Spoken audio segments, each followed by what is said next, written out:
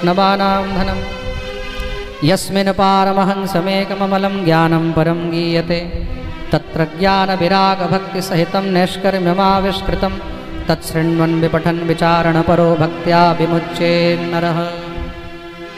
श्रीमद्भागवतम पुराणममलम, पुराणममलम समस्त पुराणের মধ্যে শ্রেষ্ঠ। তার জন্য এটা কি, এটা হলো বেদ, মানে নিগমরূপী কল্পবৃক্ষের পাকা ফল, কাঁচাও নয়, পাকা ফল।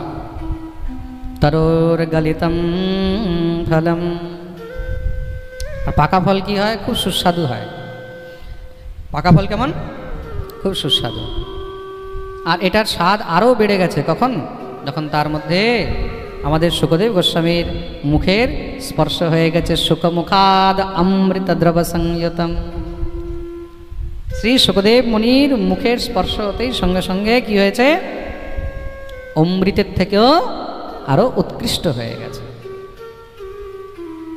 পিবত ভাগবতম রসমালয়ম, এই ভাগবত রূপী রসমালয়কে সবসময় পান করতে থাকুন। আর এটাকে পান করার অধিকারী কে, কে, মুহুরহ রসিকা ভুবি ভাবুকা।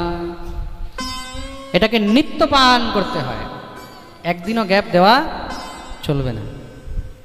মুহুরহ, বারবার, নিত্যম ভাগবত সেবয়া। তাই এটাকে কে গ্রহণ করতে পারবে, হয় রসিক আর না হয় ভাবুক, দুইজন, হয় রসিক না হয় ভাবুক। তা আমরা কি রসিক হতে পেরেছি? হ্যাঁ, পেরেছি কি?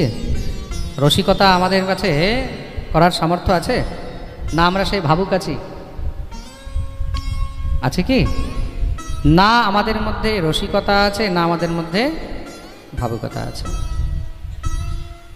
ভগবান শ্যামসুন্দর পান খাচ্ছেন, পান খেতে খেতে উদ্ধবকে বললেন, উদ্ধব, পান চাবাতে চাবাতে উদ্ধব এ না, হাতের মধ্যে উদ্ধবে দিয়ে দিলেন। উদ্ধব কি করলেন, সঙ্গে সঙ্গে নিয়ে খেয়ে নিলেন। এটা হলো ভাব। এটা কি, এটা হলো ভাব, কোনো সংকোচ নেই। আমরা পারবো? হ্যাঁ হ্যাঁ, চাবি দিচ্ছে, দাঁতে পোকা টোকা কি আছে ভগবান জানে, ব্রাশ করেছে কিনা ঠিক করে। তো ভগবানের নিত্য সেবার অধিকারী তারাই, তাদের মধ্যে ভাব আছে।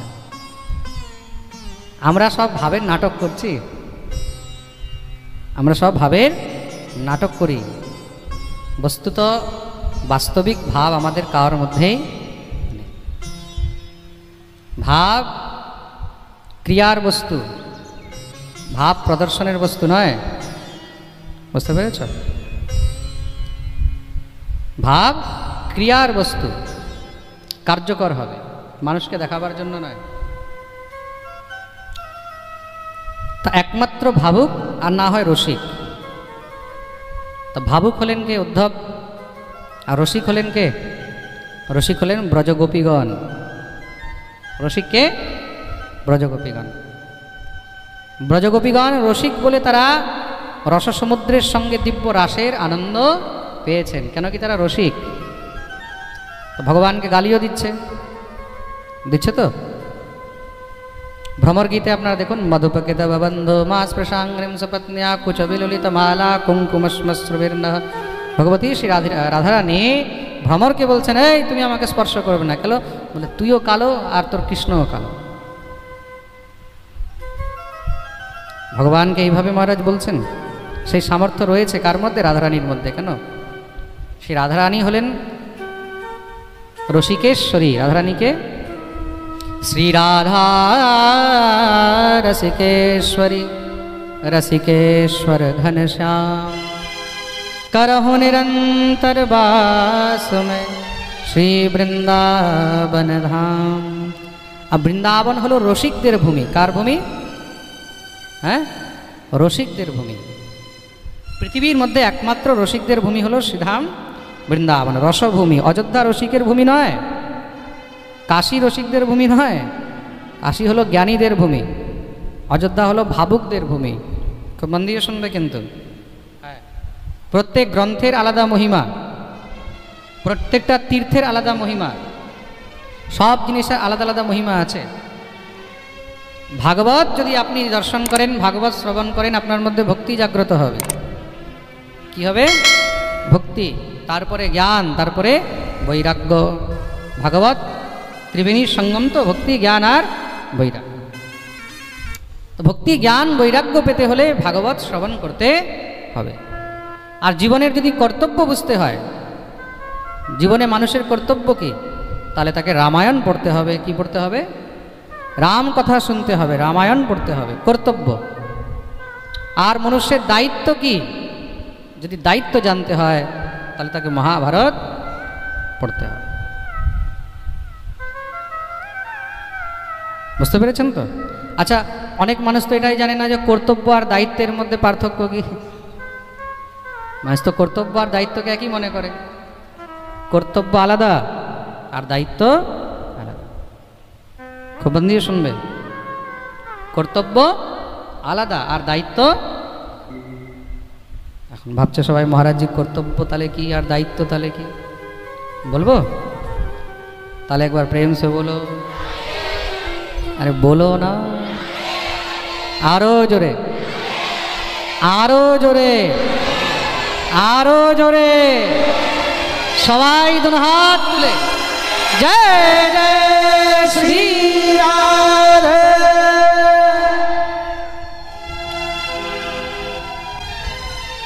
খুব ভালো করে জেনে রাখো, যারা লাইভ শুনছেন তারাও ভালো করে জেনে রাখবেন। কর্তব্য মানে কি? যেটা করণীয় সেটা আপনাকে করতেই হবে।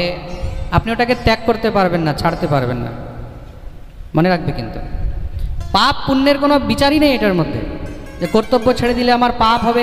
কর্তব্য যদি আপনি ত্যাগ করেন তাহলে পাপ তো ছাড়ুন, আপনাকে মনুষ্য জন্ম নেওয়াও কিন্তু ধিক্কার হয়ে যায়। দেবতারা তো ছাড়ুন, অসুররা পর্যন্ত তার নিন্দা করে।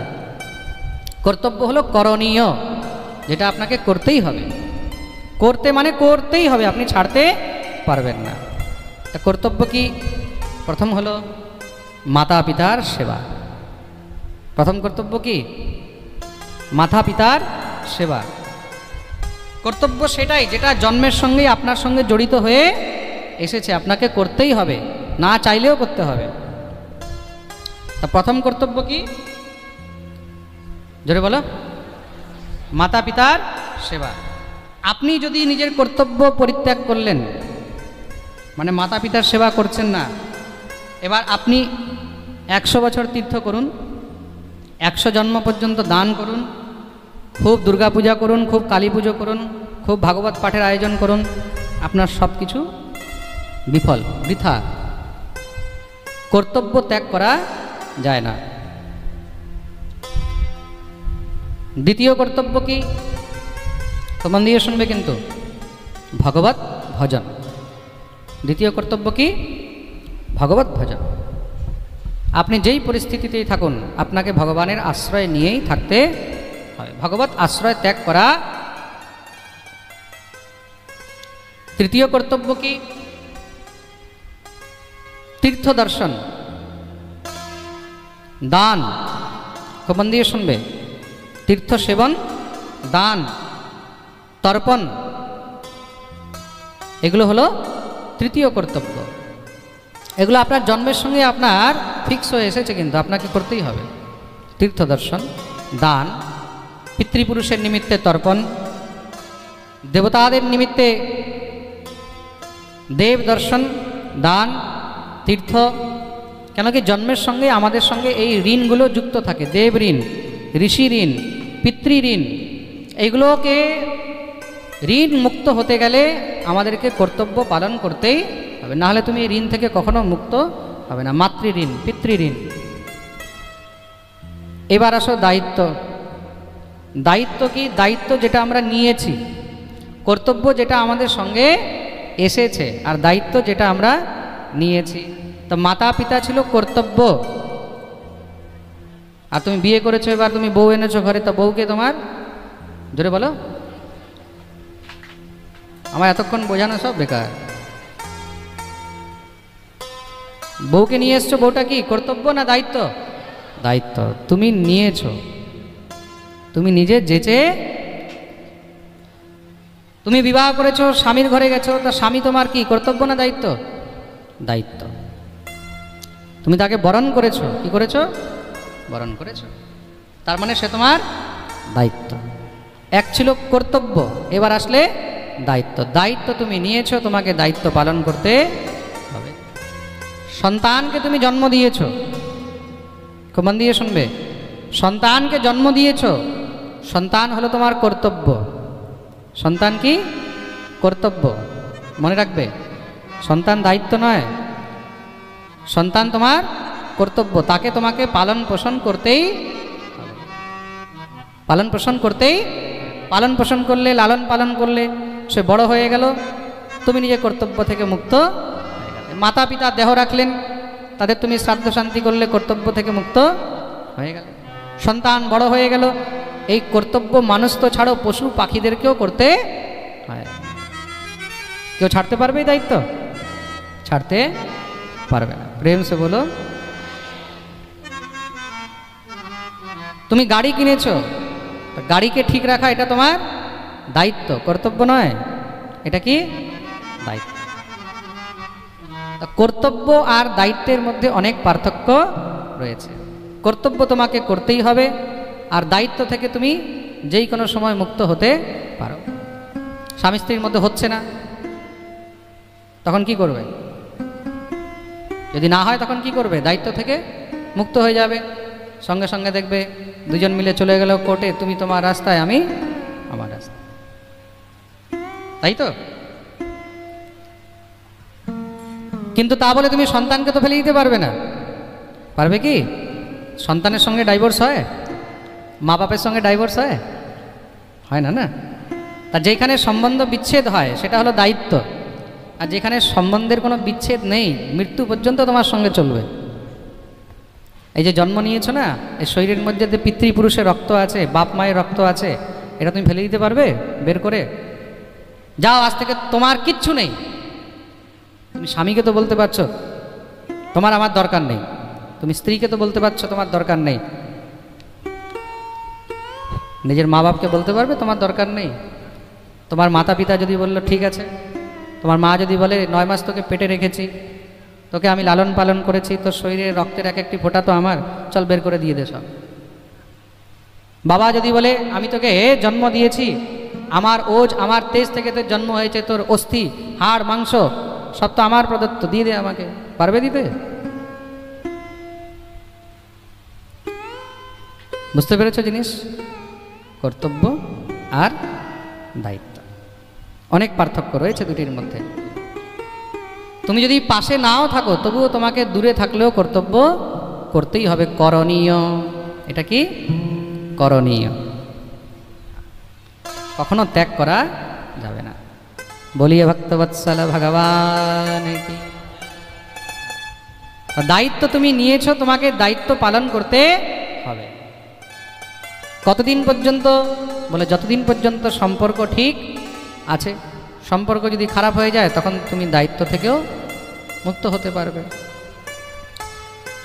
তদ্রূপ এই সংসারের মধ্যে ভগবান আর ভগবৎ সেবা, ভগবৎ সেবা কিন্তু কর্তব্য। ভগবৎ সেবা কি? কর্তব্য, করণীয়, তোমাকে করতেই হবে, তুমি ছাড়তে পারবে না। যেই পরিস্থিতিতেই থাকো না কেন তোমাকে করতেই হবে, এটার মধ্যে কোনো সন্দেহ।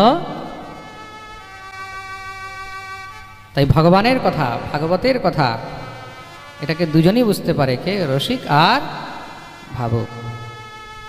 রসিক আর ভাবুক। তো ভাবুককে উদ্ধব, রসিককে গোপীগণ।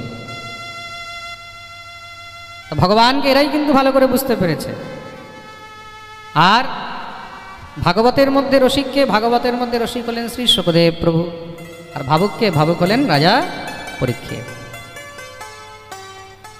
এখন আমরা কি, আমরা নিজেকে রসিক ভাবুক মনে করছি, কিন্তু আসলে আমরা রসিকের র নই আর ভাবুকের ভ নই। প্রেম সে বলো। তা আমরা যদি নিজেকে রসিক মনে করি, আমরা যদি নিজেকে ভাবুক মনে করি, তাহলে আমাদের কিন্তু এখানেই পতন হয়ে যাবে। তাহলে কি বলে আমরা রসিক আর ভাবুক হওয়ার চেষ্টা অবশ্যই করতে পারি। আজ নয় কাল, কাল নয় পরশু, পরশু নয় তরশু, এই জন্মে নয় আরেক জন্মে, তারপরে আরও জন্মে, তারপর আরও জন্ম জন্মান্তরে কখনো গিয়ে তো আমরা সেই যোগ্য হব? কখনো তো করুণাময়ী কৃপা করবে, কখনো তো করুণা নিধান কৃপা করবে, হয়তো আমরা সেই যোগ্য হয়ে উঠতে পারবো। আর তখন যদি আমরা ঠাকুরের সেই দিব্য রসিক তত্ত্ব আর ভাবুক তত্ত্বকে কদাচিৎ বুঝতে পারি। রসিকা ভুবি ভাবুকা, রসিক আর ভাবুকই একমাত্র ভাগবতকে আর ভগবানকে বুঝতে পারবে।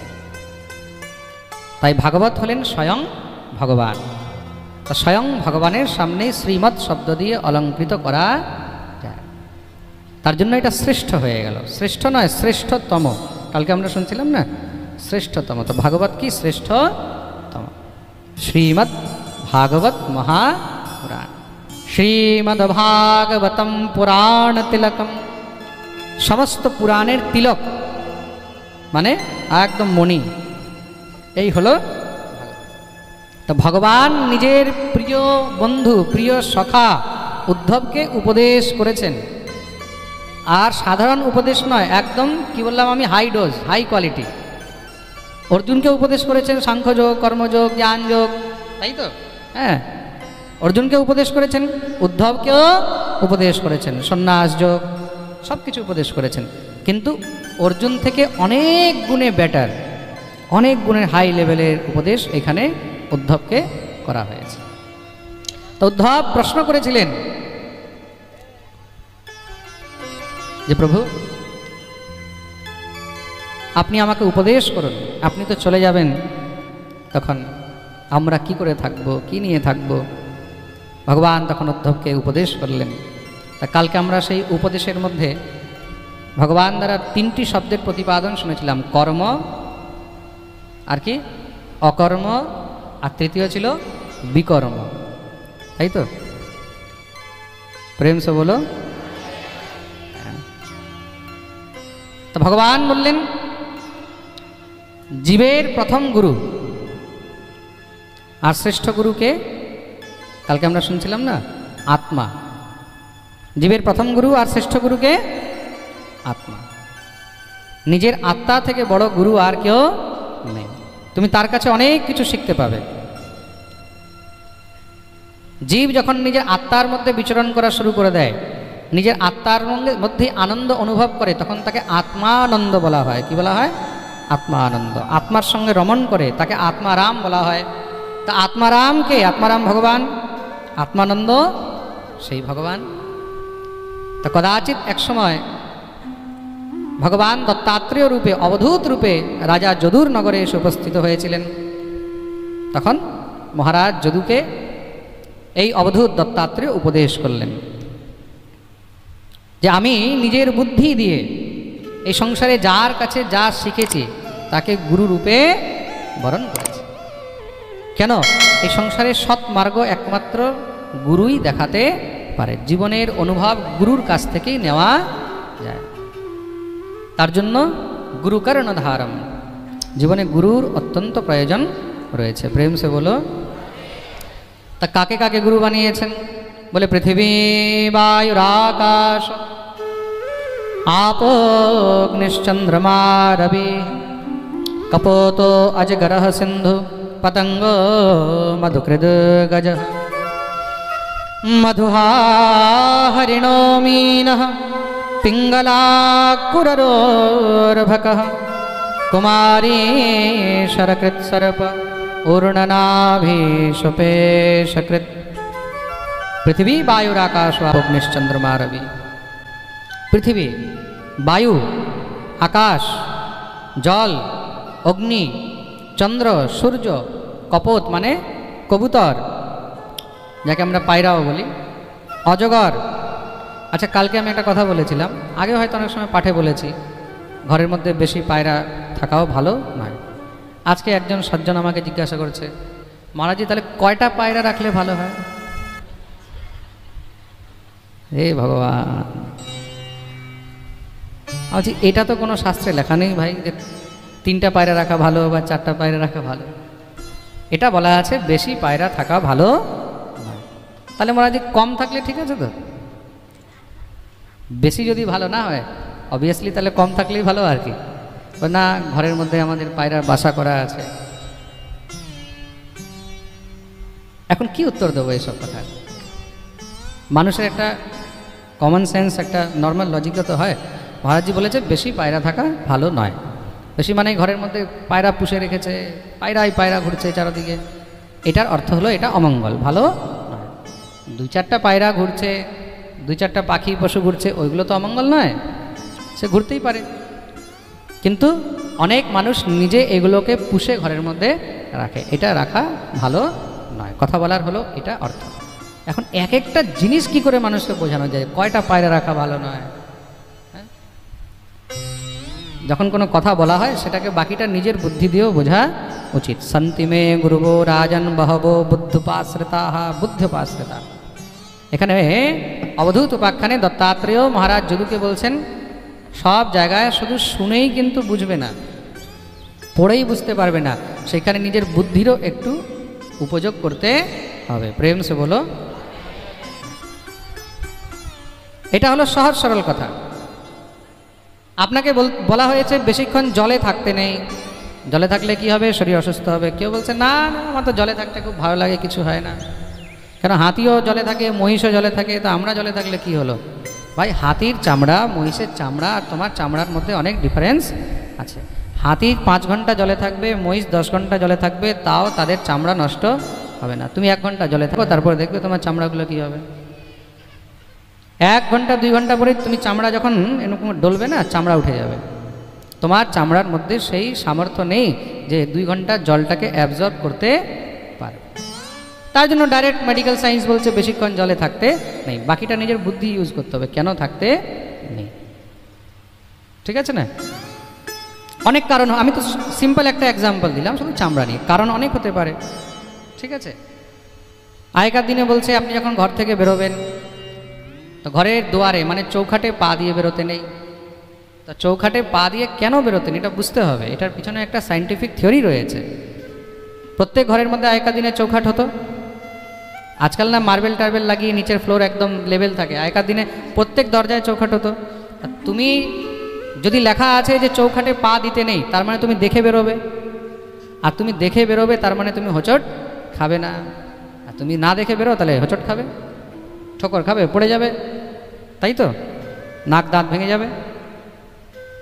তা আমাদের ঋষি মুনিগণ শাস্ত্রের মধ্যে, গ্রন্থের মধ্যে যা লিখেছে, যা নিষেধ করেছে, তার নিশ্চয়ই কিছু না কিছু একটা কারণ আছে। যদি বলেছে বেশি পায়রা ঘরে থাকা ভালো নয়, তার মানে নিশ্চয়ই কিছু না কিছু কারণ আছে। বুঝতে পেরেছ? যদি বলছে কুকুরের সঙ্গে ঘুমানো, কুকুরের সঙ্গে খাওয়া, কুকুরের সঙ্গে বেশি গলাগলি এগুলো ভালো নয়, তার মানে কি কোনো কারণ রয়েছে।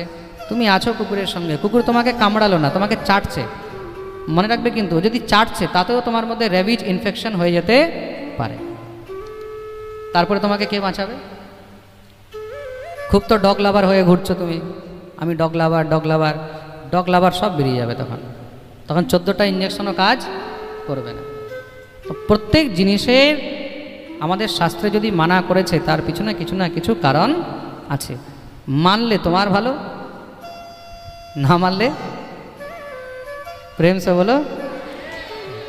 তার জন্য শাস্ত্র গ্রন্থ পড়তে হয়, শুনতে হয়। শাস্ত্রের মধ্যে যা লেখা আছে প্রত্যেক জিনিসের পিছনে কিছু না কিছু একটা কারণ রয়েছে। তা কপোত অজগরহ সিন্ধু, কবুতরকে গুরু বানিয়েছি, অজগরকে গুরু বানিয়েছি, সিন্ধু মানে সমুদ্রকে গুরু বানিয়েছি, পতঙ্গকে গুরু বানিয়েছি, পতঙ্গা, ভ্রমরকে গুরু বানিয়েছি, গজ হাতিকে গুরু বানিয়েছি, মধুহা মধু সংগ্রাহক তাকে গুরু বানিয়েছি, হরিণো মিনহ হরিণকে গুরু বানিয়েছি, মিন মানে মৎস্যকে গুরু বানিয়েছি, পিঙ্গলা কুররোর ভকহ পিঙ্গলা, পিঙ্গলা নামক এক বেশ্যাকে গুরু বানিয়েছি, কুরর পক্ষীকে গুরু বানিয়েছি, কুমারী শরকৃত সর্প একটা কুমারী কন্যাকে গুরু বানিয়েছি, একটা ছোট বাচ্চাকে গুরু বানিয়েছি, আর শরকৃত যে বান তৈরি করে বান তাকে গুরু বানিয়েছি, উরুণনাভি মাকড়সাকে গুরু বানিয়েছি, সুপেশকৃত, যেটাকে আমরা ভৃঙ্গি কীট বলি, ভৃঙ্গি পোকা। বাংলায় আবার অনেক জায়গায় ওটাকে কাঁচ পোকাও বলে না, ভৃঙ্গি। ও কী করে মাটির বাসা বানায়, বলতার মতন হয় দেখতে, বলতা একটু কালো কালো, হ্যাঁ, মাঝখানে একটু লাল হলুদ একটু স্পট মতন থাকে, বলতার মতন। ঘরের মধ্যে যে কোনো জায়গায় দেখবে মাটির বানিয়ে নেবে। আচ্ছা, ওদের বিশেষতা কি? ভৃঙ্গি কীট কী করে, ওই ছোট পোকাগুলোকে নিয়ে এসে ওটার মধ্যে ঢুকিয়ে রেখে দেয়, আর ঢুকিয়ে বাইরে ওরা ঘুরতে থাকে, ভমা ভমা করতে থাকে। ওই যে কীটটাকে ভিতরে ঢুকিয়েছে, সেই কীটটা ভৃঙ্গির চিন্তন করতে করতে তার ভয়ে সেও কিন্তু নিজেও ভৃঙ্গি হয়ে যায়। প্রেম সে বলো চিন্তন। তা ভৃঙ্গিকে গুরু বানিয়েছে। এই আমার 24টি গুরু। মহারাজ যদু এখন জিজ্ঞাসা করলেন, প্রভু তা আপনি পৃথিবীর কাছে কি শিখেছেন? এখানে উত্তর দিচ্ছেন, ভূতৈরাক্রম্যমাণোপি ধীরো দৈব বশানুগৈঃ তদ্বিদ্বান চলেন মার্গাৎ অন্বশিক্ষম ক্ষিতৈর্ব্রতম। আমি পৃথিবীর কাছে শিখেছি। কি শিখেছি? পৃথিবীর কাছে ধৈর্য শিখেছি। কি? ধৈর্য। পৃথিবীর মধ্যে কি রয়েছে? ধৈর্য। পৃথিবীর মধ্যে ক্ষমা রয়েছে। পৃথিবীকে দিন রাত মানুষ কত আঘাত করছে তো, পৃথিবী তো তার জন্য চঞ্চল হয়ে যাচ্ছে না। পৃথিবী তো কার উপরে উল্টো কোনো প্রভাব দিচ্ছে না। পৃথিবী ক্ষমা করে দেয়, ধৈর্য ধারণ করে রেখেছে। মনে রাখবে কিন্তু, তদ্রূপ জীবনে অনেকে আপনাকে আঘাত দেবে, অনেকে আপনাকে কষ্ট দেবে, একদম আর খুঁড়েও দেবে, মনে হবে বোধহয় একদম শেষ করে দিল, কিন্তু তবুও তোমাকে ধৈর্য ত্যাগ করা চলবে না। পৃথিবীর মতন ধৈর্য নিয়ে থাকবে সদা সর্বদা। তুমি যত ধৈর্য রাখবে, ধীরজ, মনে রাখবে এক সময় আসবে যখন আস্তে আস্তে সব জীবনে আবার ঠিক হয়ে যাবে। প্রেম সে বলো।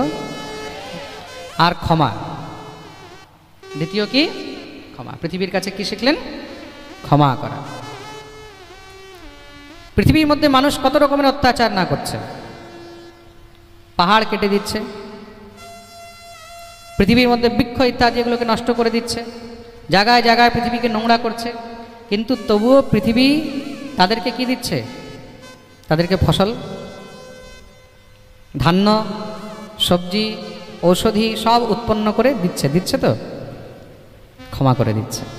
তদ্রূপ জীবনে অনেকে আপনার বিষ ছড়াবে, কিন্তু আপনি কি করবেন? আপনি নিজের স্বভাব কখনো ত্যাগ করবেন না। দুর্জন ব্যক্তিকে অত সহজে সজ্জন বানানো যায় না।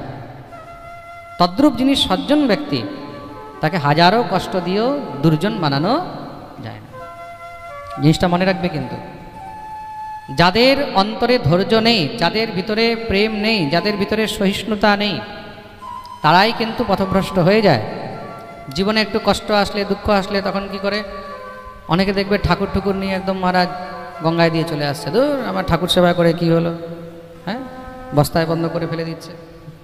আমি এত পাঠ করছি, পুজো করছি, আমার সঙ্গে এই হলো, আমার এই হলো, আমার সেই হলো, ভগবানকে দোষ দিচ্ছে।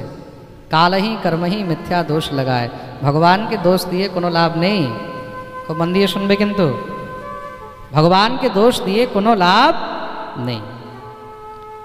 সময়ের চক্র ঘুরছে,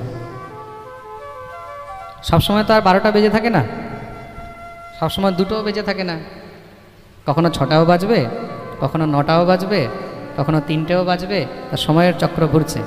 তার জীবনের মধ্যে সুখ আছে তো দুঃখ থাকবে, তোমাকে ধৈর্য রাখতে হবে।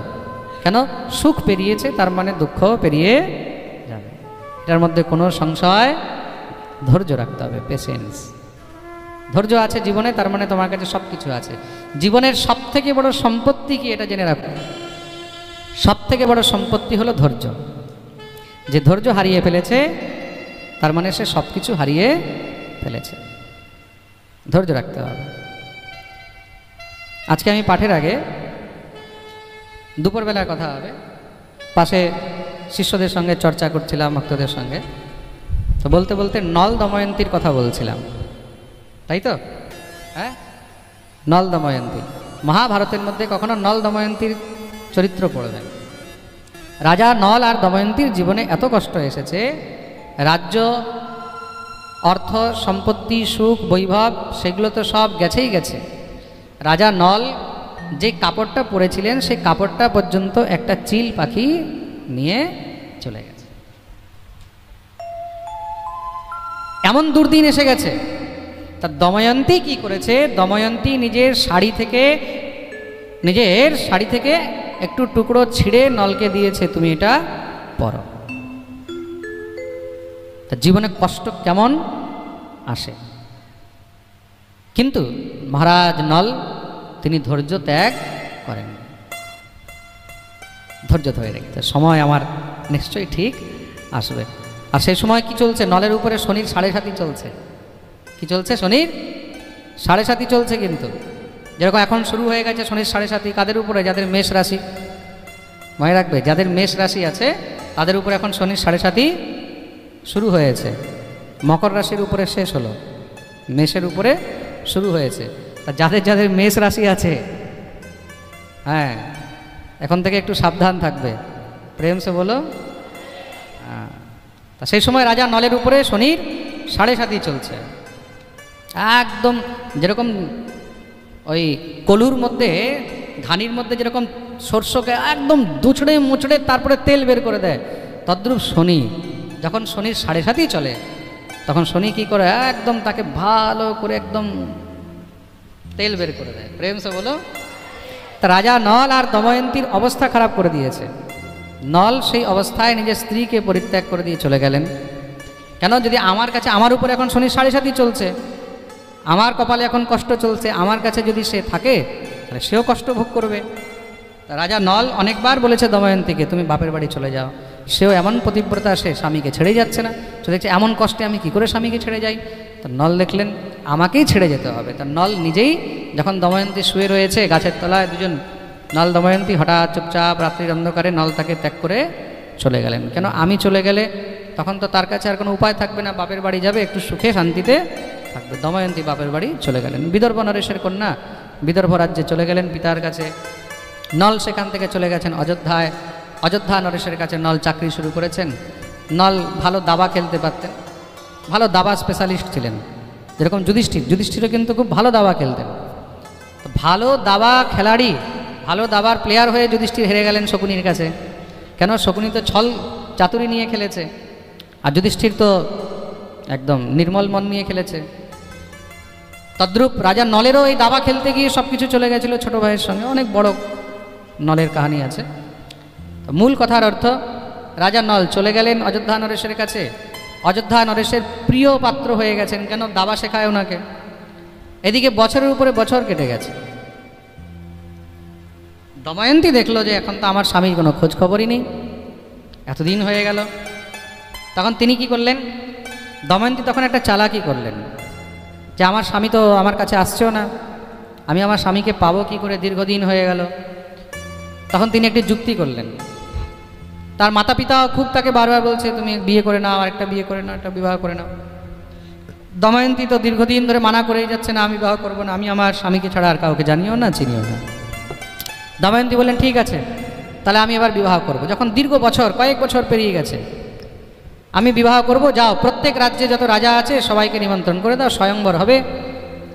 তা প্রত্যেক, আর দময়ন্তী তখনকার সময় রাজকুমারী রানীদের মধ্যে শ্রেষ্ঠ, পরম সুন্দরী, তাকে বিবাহ করার জন্য সব রাজারাই একদম তৈরি হয়ে বসে আছে।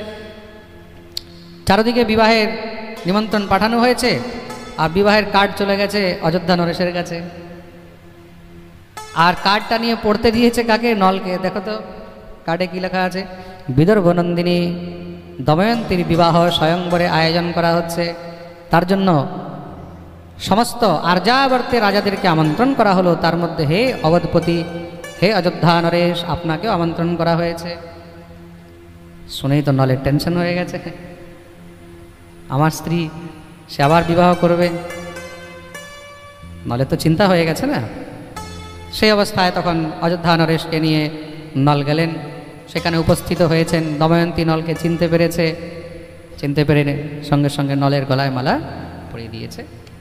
সময় যখন খারাপ হয় তখন দেখবেন আপনার সঙ্গে সব কিছু খারাপই খারাপ হবে, তখন আপনার বুদ্ধিও কাজ করবে না। আর সময় যখন ভালো হবে তখন দেখবেন আপনার সঙ্গে সব কিছু ভালোই ভালো হবে, তখন আপনার বুদ্ধিও ভালো কাজ করবে। দময়ন্তী এতদিন কেন এই চিন্তাটা করেনি? সময় ভালো এসেছে, দময়ন্তীরও মাথার মধ্যেই বুদ্ধি এসেছে, এরকম করলে যখন আমার স্বামী কোথাও না কোথা থেকে খবর পাবে সে নিশ্চয়ই আমার কাছে আসবে, কেন তিনিও আমাকে খুব ভালোবাসেন, ঠিক না? সময় ভালো এসেছে, নল এতদিন ধৈর্য রেখেছেন, তার জন্য বলে না সব্র কা ফল মিঠা হতা হ্যায়, প্রেম সে বলো। তা পৃথিবী থেকে কি শিখেছেন? ধৈর্য। কি শিখলেন? ধৈর্য। জীবনে ধৈর্য কিন্তু রাখতেই হবে আপনাকে। ধৈর্য নেই মানে জীবনে আপনি কখনো কিচ্ছু করতে পারবেন না। দ্বিতীয় গুরু হলেন বায়ু। দ্বিতীয় কে? বায়ু। বায়ুর কাছে কি শিখেছেন? পার্থিবেষ্ব দেহেষু প্রবিষ্টস্তদ্গুণাশ্রয়ঃ গুণৈর্ন युज्यते योगी গন্ধর্বয়ায়ুরিবাত্মদৃক্। বায়ুর কাছে কি শিখলেন? এই সংসারে বায়ু যতটুকু প্রয়োজন হয় ততটুকুই কিন্তু গ্রহণ করে, প্রয়োজনের বাইরে বায়ু কোনো জিনিস গ্রহণ করেন না। বায়ুর নিজের কোনো অস্তিত্ব নেই, কিন্তু বায়ুকে ছাড়া কেউ চলতে পারে না। আমরা দেখছি হাওয়ার সঙ্গে গন্ধ পাচ্ছি, গন্ধটা কি হাওয়ার মধ্যে আছে? বায়ুর মধ্যে কোনো গন্ধ আছে কি? বায়ুর মধ্যে গন্ধ নেই। বায়ু তো হলো সম্বাহক, বাহক। গন্ধটা কিসের? পৃথিবীর। গন্ধটা কিসের? পৃথিবীর। গন্ধটা কিসের? বৃক্ষের। গন্ধটা কিসের? ফুলের। কিন্তু সেটাকে বয়ে নিয়ে যাচ্ছে কে? বায়ু। কে বয়ে নিয়ে যাচ্ছে? বায়ু। খুব মন দিয়ে শুনবে। তা বায়ু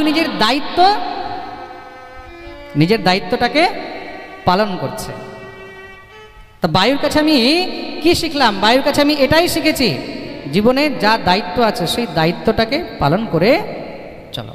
সেটা নিয়ে কখনো অভিমান বা বিকার রাখতে নেই যে এটা আমার। বায়ু সর্বত্র বিচরণ করছে, কিন্তু বায়ু সর্বত্র বিচরণ করছে, কিন্তু কখনো কোনো জিনিসের প্রতি তার আসক্তি থাকে না। বায়ু সুন্দর হাওয়াকেও নিয়ে চলছে, আবার বায়ু দুর্গন্ধকেও নিয়ে চলছে। কিন্তু কোথায় একটা কুকুর মরে আছে, গরু মরে আছে, তা তার মধ্যে যে দুর্গন্ধ, সেই দুর্গন্ধটা আমরা কার মাধ্যমে পাচ্ছি বলো? বায়ু। তা যেমন সে সুগন্ধকে বহন করছে তদ্রূপ দুর্গন্ধকেও বহন করছে। তদ্রূপ জীবনে যদি সুখ আসে সুখটাকেও গ্রহণ করো, দুঃখ আসে সেটাকেও গ্রহণ করো, কখনো অভিমান করবে না। জীবনে যা কিছু করবে সেটাকে দায়িত্ব মনে করে করবে, যে জীবন পেয়েছি আমাকে এটা করতে হবে, দায়িত্ব। তার মধ্যে কখনো অভিমান করবে না। তুমি কোনো ভালো কাজ করলে তার মধ্যে অভিমান করবে না, না না। কালকে একজন মাতাজি এসেছেন এই নদিয়ার, কালকে পাঠে এসেছিলেন, এখন হয়তো পাঠে শুনছেন। ছোট একটা ওনার বাচ্চা আছে, বাচ্চাটা খুব অসুস্থ ছিল, 2 বছর আগের কথা। অসুস্থ মানে এতটাই অসুস্থ যে বাঁচবে কিনা তার ঠিক ছিল না। তখন আমি পাঠ করছি ইসলামপুরে, আমি কোনো চিনি না, কোনো জানি না, কিছু নয়। উনি বললেন আমি একটু মহারাজের সঙ্গে দেখা করতে চাই।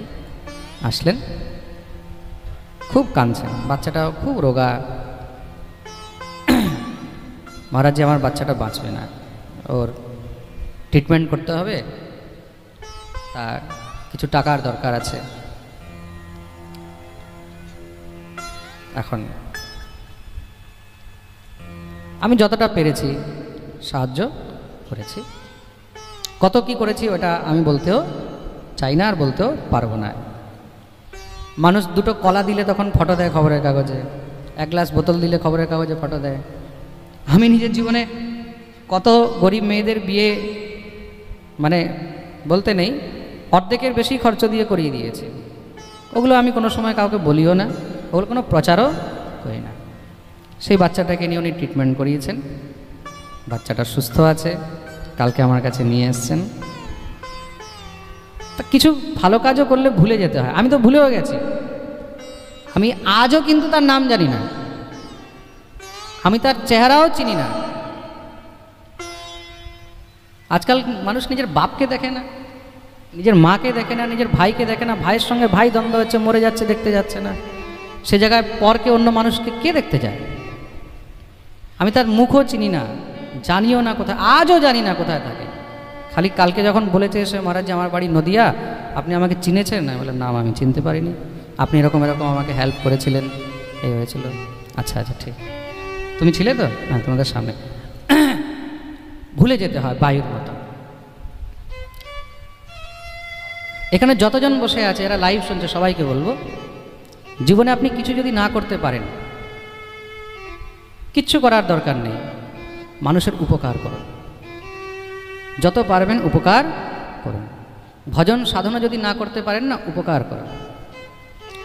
মহর্ষি বেদব্যাস 18টি পুরাণ লিখে অন্তে শুধু 2টি শব্দ লিখেছেন, অষ্টাদশ পুরাণেষু ব্যাসস্য বচনদ্বয়ম পরোপকারায় পুণ্যায় পাপায় পরপীড়নম। আমি 18টি পুরাণ লিখলাম, 18টি পুরাণের মধ্যে 2টি কিন্তু সার কথা, সবাই মন দিয়ে শুনবে। পুণ্য মানে কি? পরের উপকার।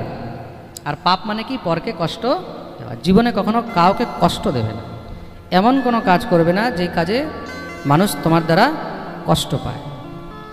তুমি যদি জীবনে কাউকে কষ্ট না দাও, হাজারো শত্রু তোমার কিছু করতে পারবে না, কিচ্ছু করতে পারবে। তোমার পিছনে যদি পুরো ব্রহ্মাণ্ড লেগে যায়,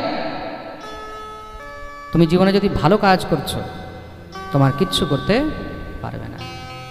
আর এটা আমার থেকে ভালো কেউ বুঝতে পারবে না। প্রেম সে বলো, সৎকর্ম করো। আমি কালকে একটা কথা বলেছিলাম, আমাদের বৃদ্ধাশ্রমে আমি সেই বৃদ্ধদেরকেই রাখার ব্যবস্থা রেখেছি যাদেরকে দেখার কেউ নেই।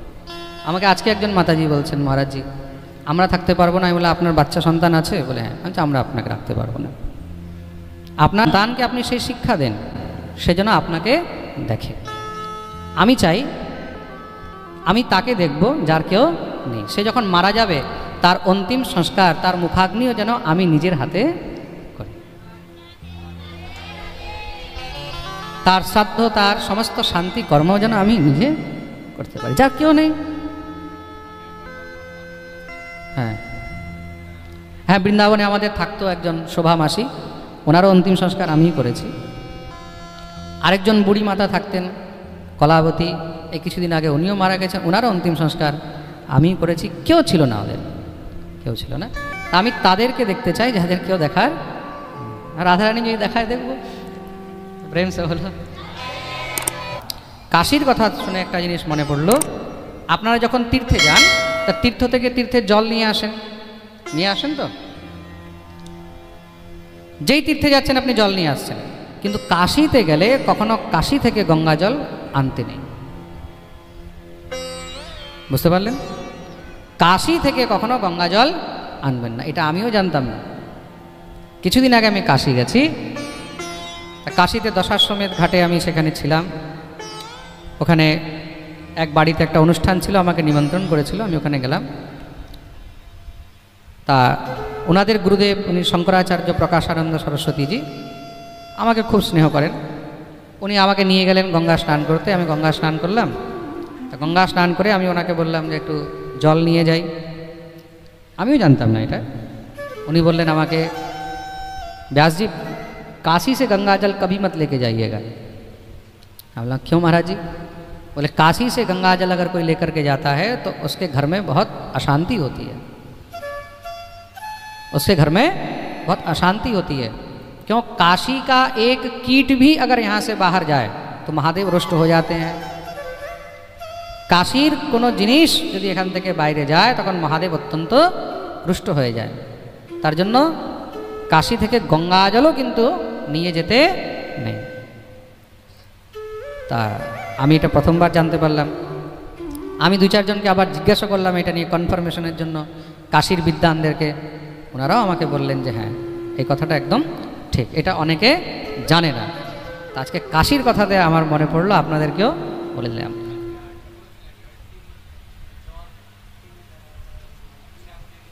तीन आंगुले जेटा जल नीते बोलेছি ওটা কাশীর বলিনি, ওটা ত্রম্বকেশ্বরে বলেছি। ত্রম্বকেশ্বরে। আর কাশী যখন যাবেন, কাশীর দুটি ভাগ রয়েছে, এক হলো শিব কাশী, এক হলো বিষ্ণু কাশী। খুব মন দিয়ে শুনবে। কাশীর দুটি ভাগ, এক হলো শিব কাশী।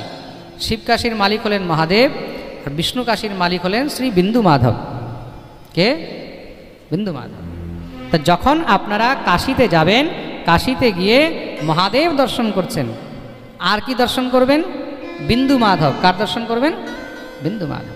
মহাদেব যে কাশীতে বসে আছে, তা কাশীতে বসে মহাদেব কার ধ্যান করছে?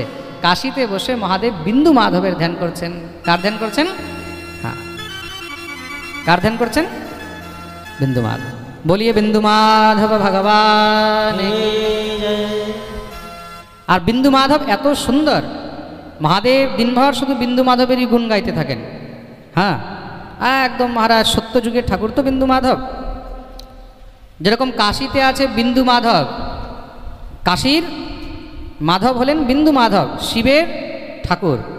তদ্রূপ প্রয়াগের অধিষ্ঠাতা, প্রয়াগের দেবতাকে জানেন আপনি? আপনারা প্রয়াগ গেছেন এবার কুম্ভে, তা প্রয়াগের দেবতাকে, প্রয়াগে গিয়ে কার দর্শন করা উচিত জানা আছে? প্রয়াগের ঠাকুর, প্রয়াগের দেবতা হলেন বেণী মাধব। প্রয়াগের ঠাকুরকে কুম্ভে কে কে গেছিল? হাত তোলো তো দেখি। কুম্ভে গেছিলে? চলো, আচ্ছা বেণী মাধব এবার তোমাদের মধ্যে কে কে দর্শন করেছে তারা হাত তুলো দেখি। দেখলে, এইসব জিনিস তোমাদেরকে গোবিন্দ বল্লভ শাস্ত্রীজি বলতে পারবে। প্রেম সে বলো। তো প্রয়াগে গেলে কোথায় কার কাছে যাবে দর্শন করতে? বেণী মাধব। মনে থাকবে আজ থেকে, প্রয়াগের ঠাকুরকে বেণী মাধব। আর কাশীর মধ্যে মহাদেব আর কার দর্শন করবে? বিন্দু মাধব। প্রয়াগে গেলেন আপনি, বেণী মাধব দর্শনই করলেন না, তাহলে আপনার প্রয়াগ যাওয়াই বৃথা। মহাপ্রভু যখন প্রয়াগ গেছেন, তো মহাপ্রভু গিয়ে সর্বপ্রথম প্রয়াগের মধ্যে কি করেছেন? সর্বপ্রথম গিয়ে সেখানে সঙ্গমে স্নান করলেন, স্নান করে বেণী মাধব দর্শন করেছেন। কার দর্শন করেছেন? বেণী মাধব। তদ্রূপ কাশীতে গেলেন, কাশীতে গিয়ে কি করেছেন?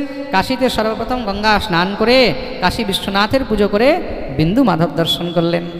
এই বিন্দু মাধবের খুব সুন্দর বর্ণন করেছেন মহাদেব, দিনভর গুণগান করেন। হ্যাঁ, পৃথিবী তার কাছে শিখলেন বায়ু, দ্বিতীয় গুরু, আর তৃতীয় হলেন আকাশ। তৃতীয় গুরুকে আকাশ। আকাশের কাছে কি শিখেছেন? ত্যাগ। কি শিখেছেন? ত্যাগ। আকাশের মধ্যে কি হয়? মেঘ সঞ্চয় হয়, মেঘের মধ্যে জল আসে। আকাশ কি করে? সেগুলোকে ধরে রাখে। কি করে? দিয়ে দেয়। আকাশের কাছে শিখেছেন। কত মেঘ আসে আর কত চলে যায়, কিন্তু আকাশ তার প্রতি কোনো মোহ রাখে না, ত্যাগ করে দেয়। তদ্রূপ সাধককে এই সংসারের মধ্যে ত্যাগী হওয়া উচিত। কোনো বস্তুর প্রতি কখনো কোনো মোহ রাখা উচিত নয়। প্রেম সে বলো। কোনো বস্তুর উপরে কখনো মোহ রাখবে না। কেন? শাস্ত্র বলছে মোহতে নরকে গতিহি। একমাত্র মোহ কিন্তু আপনার নরকে যাওয়ার কারণ হয়ে দাঁড়ায়। আপনি যে কাপড়টা পরে আছেন, এই কাপড়টাও কিন্তু একটা মোহের কারণ হয়ে যায়। মোহ যে কোনো বস্তুর হতে পারে। আমরা তো মোহের মধ্যেই রয়েছি। স্ত্রী, পুত্র, ঘর, বাড়ি, টাকা, সম্পত্তি, যশ, বৈভব, সব কিছুই তো মোহ আছে। মোহ থেকে মুক্ত হতে হবে। ভগবত প্রাপ্তি তখনই সম্ভব যখন আপনার অন্তরে কোনো মোহ থাকবে না, কোনো বস্তুর প্রতি কোনো মোহ রাখবেন না। এখন অনেকে বলবেন যে মহারাজজি, মোহ থেকে আমরা মুক্ত কি করে হব? তার জন্যই ভাগবত শুনতে হবে। মোহ থেকে সবাই তো সহজে মুক্ত হতে পারবেন না। পারবেন কি? হ্যাঁ, মোহ আর আসক্তি একই জিনিস। আসক্তি কিছুটা মোহের সঙ্গে ছোঁয়া ছোঁয়া রয়েছে, মোহ তার থেকে আরও খারাপ। প্রেম সে বলো। আর চতুর্থ গুরু হলেন জল। তা দত্তাত্রেয় চতুর্থ গুরু বানালেন জলকে। কাকে বানিয়েছেন? জল। খুব মন দিয়ে শুনবে কিন্তু। জল, জল থেকে কি শিখলেন? স্বচ্ছ প্রকৃতিতঃ স্নিগ্ধ মাধুর্যস্তীর্থভূন নৃপা মুনিঃ পুনাত্যপাম মিত্রম ইক্ষ্বাপস্পর্শকীর্তনৈঃ। জল কি হয়? জলকে তুমি যতই মহারাজ অপবিত্র করার চেষ্টা করো, সে তবুও কিন্তু সবসময় পবিত্রই থাকে, সে পরের উপকারই করে যায়। জল কি হয়? জল দিয়ে মানুষের পিপাসা মেটে। অপবিত্র হলে জল নিল পবিত্র হয়ে যায়। সেই জল যদি গঙ্গায় থাকে, সেই গঙ্গার স্পর্শ করলে সমস্ত পাপ কেটে যায়। তদ্রূপ সাধককে জলের মতন নির্মল হওয়া উচিত। কেমন হওয়া উচিত? নির্মল। কেন? ভগবানকে নির্মল বস্তু অত্যন্ত প্রিয়। তোমার অন্তরে যদি মলিনতা থাকে, তাহলে ভগবান তোমাকে নিজের কাছেও আসতে দেবে না, ধারে কাছেও আসতে দেবে না। মলিনতা নিয়ে ভগবানের কাছে যাওয়া যায় না। নিজের অন্তর মনকে নির্মল রাখতে হবে। খুব মন দিয়ে শুনবে। তোমাকে অনেকে কিন্তু নষ্ট করার চেষ্টা করবে। জলকে সবাই কি করে? নষ্টই তো করে। নোংরা নিল জলে ফেলে দিল, কেউ মরে গেল জলে নিয়ে ফেলে দিল। ঘরের জল, ড্রেনের জল, নালীর জল, শহরের জল সব যাচ্ছে তো, কিন্তু তবুও জল নির্মল হয়ে আমাদের সবাইকে জীবন দিয়ে যাচ্ছে। তদ্রূপ নিজের জীবনকে নির্মল রাখার চেষ্টা করতে হবে।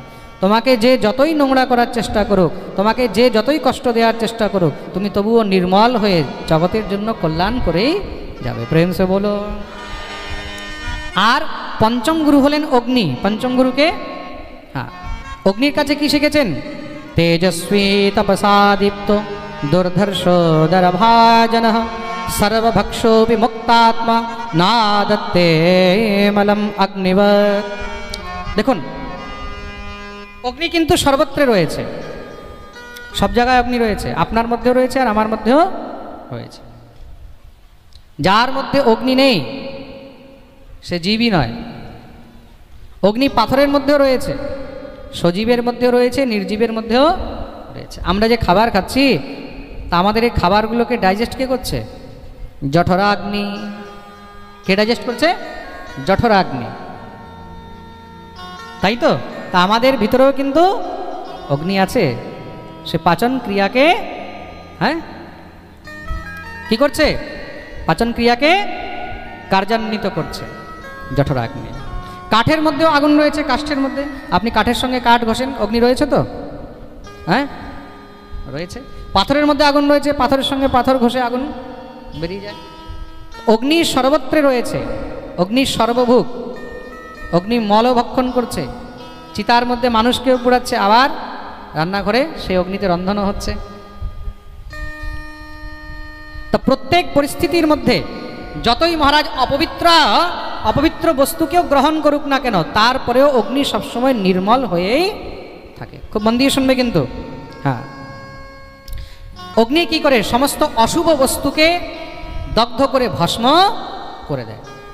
তা শুভাশুভ জীবনের মধ্যে অনেক কিছু আসবে, তার মধ্যে যত অশুভ জিনিস আছে সেগুলোকে অগ্নির মতন নিজের ব্যক্তিত্বের সামনে জ্বালিয়ে ভস্ম করে দিতে হবে। প্রেম সে বলো। হ্যাঁ, এটা অগ্নির কাছে স্বয়ং শ্রী দত্তাত্রেয় ভগবান শিক্ষা গ্রহণ করেছেন। ষষ্ঠম গুরু হলেন চন্দ্র। ষষ্ঠ গুরুকে চন্দ্র। চন্দ্রের কাছে কি শিখেছেন? বিসর্গাদ্যা শ্মশানান্তা ভাবা দেহস্য নাত্মনঃ কলানামিব চন্দ্রস্য কালেনাব্যক্তবর্তমনা। চন্দ্রের কাছে কি শিখলেন? চন্দ্রের মাথায় কলঙ্ক রয়েছে। কি রয়েছে? তার চন্দ্র কলঙ্কিত, তারপরেও অভিশপ্ত। চন্দ্রকে অভিশাপ রয়েছে, চন্দ্র ক্ষয় হয়ে যায়। ক্ষয় হয় তো। এখন শুক্লপক্ষ চলছে, পূর্ণিমার পরে কৃষ্ণপক্ষ শুরু হবে, চন্দ্র ক্ষয় হয়ে যাবে। যার মাথায় কলঙ্ক রয়েছে, যে প্রত্যেক 15 দিন পরে ক্ষয় হয়ে যায়, তবুও সে সমস্ত জগৎকে সবসময় শান্তি দিয়েই যাচ্ছে। প্রেম সে বলো। তা সাধককে চন্দ্রমার মতন হতে হবে। কার মতন হতে হবে? চন্দ্রমার মতন। কলানামিব চন্দ্রস্য কালেনাব্যক্তবর্তমনা। যেরকম চন্দ্রমা অভিশাপের কারণে নিত্য নিত্য করে 15 দিন ক্ষয় হয়, তারপরে কি হয়? আবার আস্তে আস্তে সেই চন্দ্রমার 16 কলা পূর্ণ হয়। তদ্রূপ যারা মহাপুরুষগণ, তাদের জীবনে যতই কষ্ট আসুক, যতই দুঃখ আসুক, সে সব কিছু ভুলে গিয়ে সমস্ত জগৎকে শান্তি দিয়েই যাবে। তার জীবন চন্দ্রমার মতনই হওয়া উচিত। প্রেম সে বলো। কেন? যখন চন্দ্র ক্ষয় হয়, মনে রাখবে, তখন চন্দ্রকে আর কেউ দেখে না। কিন্তু যখন চন্দ্র আবার আস্তে আস্তে নিজের 16 কলা পূর্ণ করে, তখন সবাই সেই চন্দ্রকে দেখার জন্য পাগল হয়ে যায়। প্রেম সে বলো। তদ্রূপ সাধককে, তদ্রূপ ভগবত ভক্তকেও চন্দ্রমার মতনই হওয়া উচিত। প্রেম সে বলো। সপ্তম গুরু হলেন সূর্য। সপ্তমকে সূর্য। সূর্যের কাছে কি শিখেছেন? গুণের গুণানুপাদত্তে যথা কালম বিমুঞ্চতি ন তেষু যুজ্যতে যোগী গোভির্গা ইব গোপতি। সূর্য কি করেন? সমস্ত জগৎ থেকে নিজের তাপ দ্বারা জলকে শোষণ করেন। কি করেন? জলকে শোষণ করেন। আর জলকে শোষণ করে তারপরে জলটাকে কি নিজের কাছে রাখে? সেই জলটাকে কি করে? ফিরিয়ে দেয়। বর্ষা রূপে জীবন দান করেন। সূর্যের যখন তাপ হয় তখন অনেককে কিন্তু খুব খারাপ লাগে। অনেককে কি লাগে? খারাপ লাগে। আরে দেখো এত রোদ পড়ছে, এত গরম পড়ছে, সব শুকিয়ে গেল, সব শুকিয়ে গেল, সব শুকিয়ে গেল। কিন্তু মনে রাখবে সূর্য কি করছে? তাপ দিয়ে সব একত্র করে যে সময় তোমাকে প্রাণের দরকার, জীবনের দরকার, এই ভূমির মধ্যে ফসলের দরকার, সে সময় সূর্য কি করছেন? সমস্ত জল আবার ফিরিয়ে দিয়ে দিচ্ছে। আর তোমার কাছ থেকে নিল কি? নোংরা জল। কি নিল? নোংরা জল। কোথাও কোনো ডোবায় জল আছে, সূর্যের তাপ পড়লে শুকিয়ে যাচ্ছে। কাদা মিশ্রিত জল আছে, সূর্যের তাপে শুকিয়ে যাচ্ছে। নোংরা জল সূর্যের তাপে শুকিয়ে যাচ্ছে, তাই তো? তা তোমার কাছ থেকে নোনা, নোংরা, কাদাযুক্ত, প্রদূষিত সমস্ত জল শোষণ করে তারপরে যখন সে দিচ্ছে, কেমন দিচ্ছে? হ্যাঁ, একদম ফিল্টার করে, একদম মহারাজ শুদ্ধ বিশুদ্ধ নির্মল করে দিচ্ছে। তদ্রূপ মহাপুরুষগণ তারা কি করে? তারা সাধারণ জীবের কাছে তাদের পাপগুলোকে গ্রহণ করে। আমাদের মতন সাধারণ জীব, সাধারণ পাপীদের পাপগুলোকে মহাপুরুষগণ গ্রহণ করে। আর গ্রহণ করে তারপরে আমাদেরকে কি করে? সেইগুলোকে ফিল্টার করে আমাদেরকে কৃপা বর্ষণ করে। যখন আমরা তাদের মুখে হরিকথা শ্রবণ করি, কৃষ্ণ কথা শ্রবণ করি, গোবিন্দের গুণগান শ্রবণ করি, তখন কি হয়? তার মাধ্যমে আমরা সেই দিব্য নির্মল জলবর্ষণ প্রাপ্ত করি। তাতে আমাদের জীবন আবার বেঁচে উঠে। কত ভক্তরা আছে, কত মানুষ আছে যাদের জীবন এই পাঠ শুনেই বেঁচে আছে। প্রেম সে বলো। মহাপুরুষের জীবনও সূর্যের মতনই হওয়া উচিত। প্রেম সে বলো। সূর্যকে গুরু বানালেন সপ্তম গুরু। অষ্টম গুরু বানালেন কপোত। কপোত মানে কবুতর। কাকে বানিয়েছেন? কবুতর, পায়রা। তার কাছে কি শিখলেন? কপোতঃ কশ্চনারণ্যে কৃতনীডো বনস্পতৌ কপোত্য়া ভার্যয়া সার্ধম উবাস কতিচিৎ সমাহ। কবুতরের কাছে শিখলেন যেই কোনো বস্তুর প্রতি বেশি আসক্ত হতে নেই। আসক্তি সংসারের অনেক খারাপ জিনিস। কিছুক্ষণ আগে বলছিলেন না মোহ আর আসক্তি, তো মোহ আর আসক্তির মধ্যে কিছুটা পার্থক্য রয়েছে। আসক্তি আপনার জীবনকে নষ্ট করে দিতে পারে, আর মোহ আপনাকে নরকের দিকে নিয়ে যাবে। আসক্তি কোনো জিনিসের প্রতি ভালো নয়। খুব মন দিয়ে শুনবে কিন্তু। আমি এমন এমন লোক দেখেছি, বউ বাপের বাড়ি চলে গেছে, কাঁদছে আমার বউ চলে গেছে। সেই কি কান্না বাবারে! আরে বউ চলে গেছে, যেতে দে।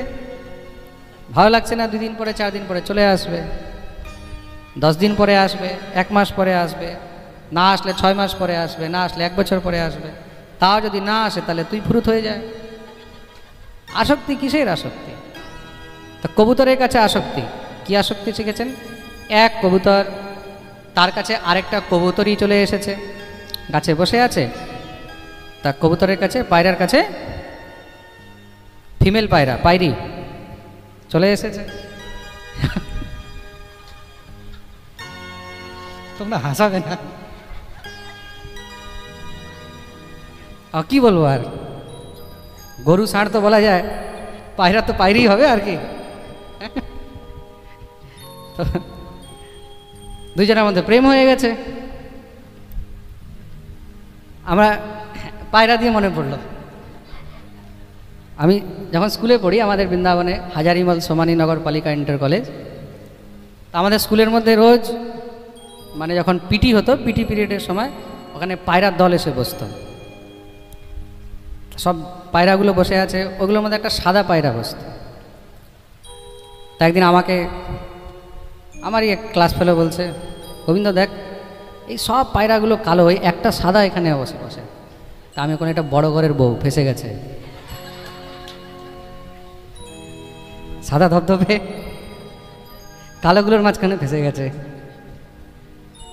কিছুদিন পরে সাদা পায়রাটা আসে না, আমাকে বলছে দেখ আজকে আসেনি, আমি তো ভুল বুঝেছে চলে গেছে।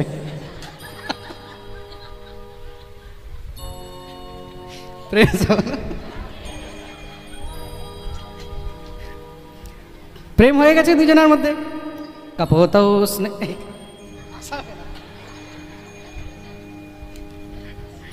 কপোতৌ স্নেহ গুণিত হৃদয় গৃহধর্মিণ দৃষ্টিম দৃষ্টাঙ্গমঙ্গেন বুদ্ধিম বুদ্ধ্যা ববন্ধতু।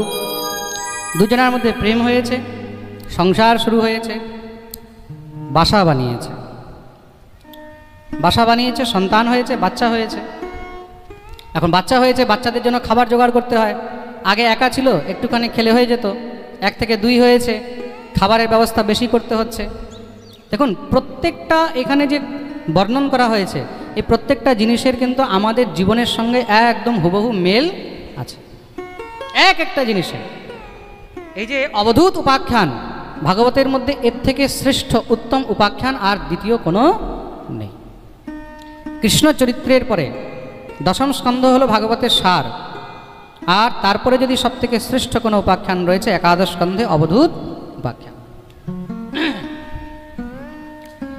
সন্তান হয়েছে, তাদের জন্য এখন আরও রোজগার করতে হবে, খাবারের ব্যবস্থা আরও করতে হবে। তা আগে একা বাপ যেত, এখন বাপ মা 2 জন যায়, গিয়ে মহারাজ পোকা মাকড় যা খাবার হয় নিয়ে আসে বাচ্চাদের জন্য। একদিন এক শিকারী সেই পায়রার বাচ্চাগুলোকে দেখেছে, দেখে সেই গাছের নিচে সেখানে জাল বিছিয়েছে, খাবার দিয়েছে।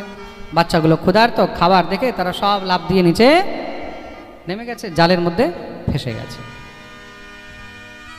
জালে ফেসে গেছে। এখন সেই পায়রা আর তার স্ত্রী যখন এসে যখন বাচ্চাদেরকে জালের মধ্যে ছটপট করতে দেখেছে, তার স্ত্রী তখন বাচ্চাদের মোহে আর থাকতে পারল না, সেও সেই বাচ্চাদের কাছে ঝাঁপ দিয়ে পড়ে গেল, সেও জালে ফেসে গেছে। শিকারী এখনও বসে আছে, কেন? ও তো দেখতে পাচ্ছে আরেকটা এখনও বাকি আছে। তা সেই কপোত, সেই কবুতর, সে দেখতে পাচ্ছে যে আমার বাচ্চাগুলো জালে ফেসে আছে, আমার স্ত্রীও জালে ফেসে গেছে, কিন্তু সে কাঁদতে লেগেছে। কপোত কান্নাকাটি করছে। স্নেহানুবদ্ধ হৃদয়াব অন্যোন্যম বিষ্ণুমায়য়া বিমোহিতৌ দীনধিয়ো শিশেন পপৃষতু প্রজাহ। এটাই হলো মায়া। এটা কি? বিষ্ণুর মায়া। সে মায়াতে এতটাই মহারাজ আকর্ষিত হয়ে রয়েছে, কাঁদতে লেগেছে, আমার সন্তান তারা মরে যাবে, আমার স্ত্রী তারা মরে যাবে, আর যদি তারা মরে যায় তাহলে আমি কাকে নিয়ে থাকবো? अहो मे पश्यतापायाम अप्ल पुण्यस्य दुर्मते अतृप्तस्य कृतार्थस्य गृहस्थैर्वर्गिको हता। আমি আর বেঁচে থেকে কি করব? তা পায়রা কি করলো? পুত্র স্নেহে, সন্তান স্নেহে, স্ত্রী মোহে আসক্তির কারণে সেও গিয়ে জালে ঝাঁপ দিয়েছে। ঝাঁপ দিতেই সঙ্গে সঙ্গে শিকারি ধরে নিয়ে গেল আর আগুনের মধ্যে সেগুলোকে পুড়িয়ে গোবিন্দায় নমো নমঃ। তদ্রূপ এই সংসারের মানুষ, সংসারের জীব, তারাও আসক্তির কারণে নিজের জীবনকে কিন্তু নষ্ট করেই যাচ্ছে। তাই এই সংসারের মধ্যে কখনো কোনো জিনিসের আসক্তি রাখিবে না। স্ত্রী, পুত্র, স্বামী, মাতা, পিতা, কোনো জিনিসের আশা রাখতে নেই। আসক্তি রাখবে তাহলে তোমাকে কিন্তু কষ্ট ভোগ করতে হবে। তা সাধককে কেমন হওয়া উচিত? আসক্তি মুক্ত হওয়া উচিত। কেমন হওয়া উচিত? আসক্তি মুক্ত হওয়া উচিত। কোনো বস্তুর প্রতি কখনো আসক্তি রাখবেন না। প্রেম সে বলো। নবম গুরু হলেন অজগর। নবম গুরুকে অজগর। অজগরের কাছে কি শিখেছেন?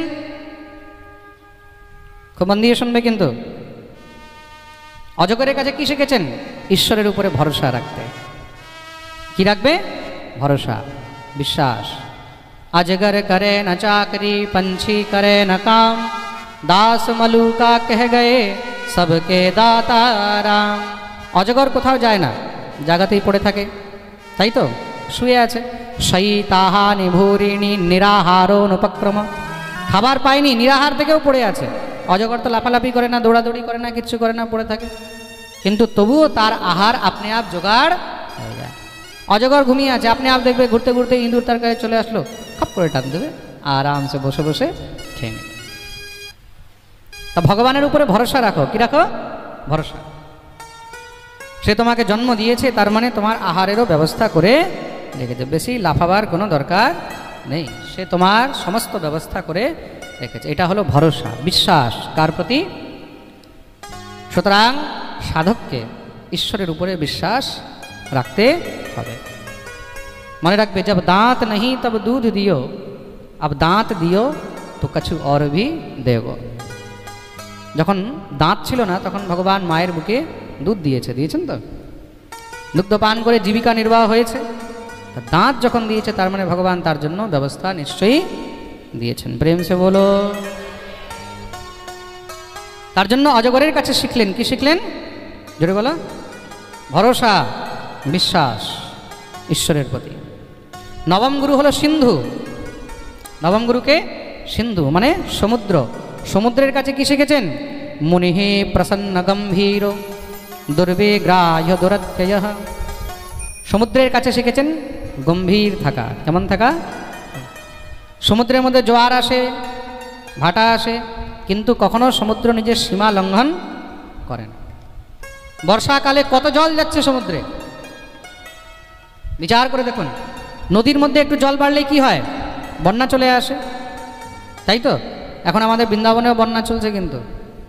হ্যাঁ, আজকে আমি সকালেই ফোনে কথা বলছি, আমাকে বলছে চারদিকে জল উঠে গেছে, যমুনার ধারে ধারে সব জল উঠে গেছে, কেশিঘাট ডুবে গেছে, পানিঘাট ডুবে গেছে, জগন্নাথ ঘাট ডুবে গেছে, বরা ঘাট ডুবে গেছে, চিরঘাট ডুবে গেছে, মদনমোহন ঘাট ডুবে গেছে। হ্যাঁ হ্যাঁ, আর ওদিকে আবার প্রয়াগ, এদিকে আমাদের বৃন্দাবনে এখন প্রচুর জল চলছে। আমাদের তো কেশিঘাটের কাছেই ঘর, গোপীনাথ বাজার, চট করে জল উঠে যায়। তা নদী একটু জল হলেই তখন ধৈর্য হারিয়ে দেয়, তাই তো? কিন্তু সমুদ্র যদি ধৈর্য হারিয়ে দেয় তাহলে কি হবে ভাবো? কেউ বাঁচবে? প্রলয় হয়ে যাবে। তো সমুদ্রের কাছে যতই অপার জল আসুক না কেন, সব কিছু অবজার্ভ করে নেয়, সব গ্রহণ করে নেয়। এই জলগুলো যাচ্ছে কোথায়? সমুদ্রেই তো যাচ্ছে। তো সমুদ্রকেও বেড়ে যাওয়া উচিত, সমুদ্র তো বাড়ছে না, সমুদ্র যেখানে ছিল সেখানেই আছে। তদ্রূপ সাধককে গম্ভীর থাকা উচিত। জীবনে যা কিছুই মহারাজ হোক না কেন, যত বড় জোয়ার আসুক, ভাটা আসুক, বুঝতে পেরেছ? সবসময় গম্ভীর থাকবে, স্থির থাকবে, কখনো নিজের গাম্ভীর্যতাকে হারাবে না। প্রেম সে বলো। সমুদ্রবৎ থাকবে, কার মতন? সমুদ্রের মতন। এই হলো নবম গুরু। আর দশম গুরু হলো পতঙ্গা। দশম গুরুকে পতঙ্গা। পতঙ্গা কি হয়?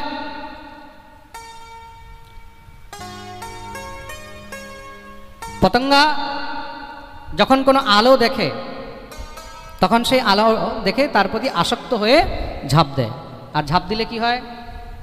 শেষ। তার জন্য এই সংসারে কার রূপ, কার সৌন্দর্য দেখে তার প্রতি কখনো মোহিত হতে নেই। যথা প্রদীপ্তং জ্বলনম পতঙ্গা, ভগবান গীতায় অর্জুনকে বলছেন, বিশন্তি নাশায় সমৃদ্ধ বেগাঃ তথৈব নাশায় বিশন্তি লোকা স্তবা বিবক্রাণি সমৃদ্ধ বেগাঃ। যেই প্রকার পতঙ্গা প্রদীপ দেখলে লাফিয়ে পড়ে আর সেখানে জ্বলে ছাই হয়ে যায়, তদ্রূপ এই সংসারের মানুষ। এরা কি হয়? রূপ সৌন্দর্য দেখে তখন সেখানে আর নিজেকে ঠিক রাখতে পারে না, তাতে কি হয়? তারাও সেইভাবে শেষ হয়ে যায়। তার জন্য পতঙ্গা থেকে আমি শিখেছি এই সংসারে যা কিছু আছে ভগবানের মায়া, এই মায়া থেকে সাবধান থাকতে হবে। প্রেম সে বলো। আর দ্বাদশ গুরু মানে 12 নম্বর গুরু বানিয়েছেন কাকে? ভ্রমরকে। ভ্রমরের কাছে কি শিখেছেন? স্তোকম স্তোকম গ্রসেদ গ্রাসম দেহো বর্তেত यावता গৃহানহি সন্নাতিষ্ঠিত মৃত্যুম মাধো করিম মুনি। ভ্রমর কি হয়? ভ্রমর আলাদা আলাদা পুষ্প থেকে একটু একটু করে মধু পান করে। খুব মন দিয়ে শুনবে। ভ্রমর কখনো কোনো একটি মধুর প্রতি আসক্ত হয়ে থাকে না, একটি ফুলের প্রতি আসক্ত হয়ে থাকে না। আর যদি আসক্ত হয়ে যায় তাহলে কি হবে? মোহে যদি লিপ্ত হয়ে যায়, একটি ফুলের প্রতি আসক্ত হয়ে যায়, তাহলে তার মৃত্যু হতে পারে, প্রাণও যেতে পারে। প্রেম সে বলো। আসক্ত হবে না। আসক্ত যদি হতে হয় তাহলে গোবিন্দের প্রতি হও, ঠাকুরের প্রতি হও, বিষয়ের প্রতি নয়। বিষয়ের প্রতি আসক্ত হবে, শেষ হয়ে যাবে।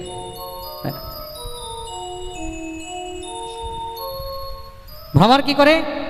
কোনটা বড় ফুল কোনটা ছোট ফুল এগুলো দেখে? বড় হোক ছোট হোক যেখান থেকে মহারাজ মধু পেল, পান করলো, উড়ে চলে গেল। আসক্তি রাখে না কিন্তু, আর যখনই আসক্তি রাখে তখনই শেষ। ভ্রমর আসক্তি রেখেছে একদিন, কার মধ্যে? বলে পদ্মফুলের মধ্যে। পদ্মফুলে আসক্তি রেখেছে, পদ্মফুলের গন্ধ এত সুন্দর, তার মধু পান করে সেখানেই বসে গেছে। আর যখন বসে গেছে, সূর্য অস্ত হয়েছে, কুমুদিনী মুদিত হয়ে গেছে, ভ্রমর ভিতরে ফেসে গেছে। এবার তো ভ্রমরের চিন্তা হয়ে গেছে কি হবে, তাও মনে মনে ভাবছে, রাত্রের গমিষ্যতি ভবিষ্যতি সুপ্রভাতম ভাস্বানুদেশ্যতি হসিষ্যতি পঙ্কজশ্রী ইত্থম বিচিন্তয়তি কোশগতে দ্বিরেফে হা হন্ত হন্ত নলিনীম গজ উজ্জহার। ভাবছে ভ্রমর, পদ্মফুলের মধ্যে বন্ধ আছে তো, ওই যে আসক্ত হয়ে গেছে। তদ্রূপ জীব কি হয়, কারোর না কারোর প্রতি আসক্ত হয়ে যায়, আসক্ত হয়ে তারপর বেরোতে পারে না। সে ভাবছে একদিন বেরিয়ে যাব, একদিন বেরিয়ে যাব, কিন্তু আর বেরোতে পারে না। ভ্রমরও চিন্তা করছে আমি বেরিয়ে যাব, বেরিয়ে যাব, বেরিয়ে যাব, বেরিয়ে যাব। সকাল হবে, রাত্রির গমিষ্যতি ভবিষ্যতি সুপ্রভাতম, রাত পেরোবে, সকাল হবে।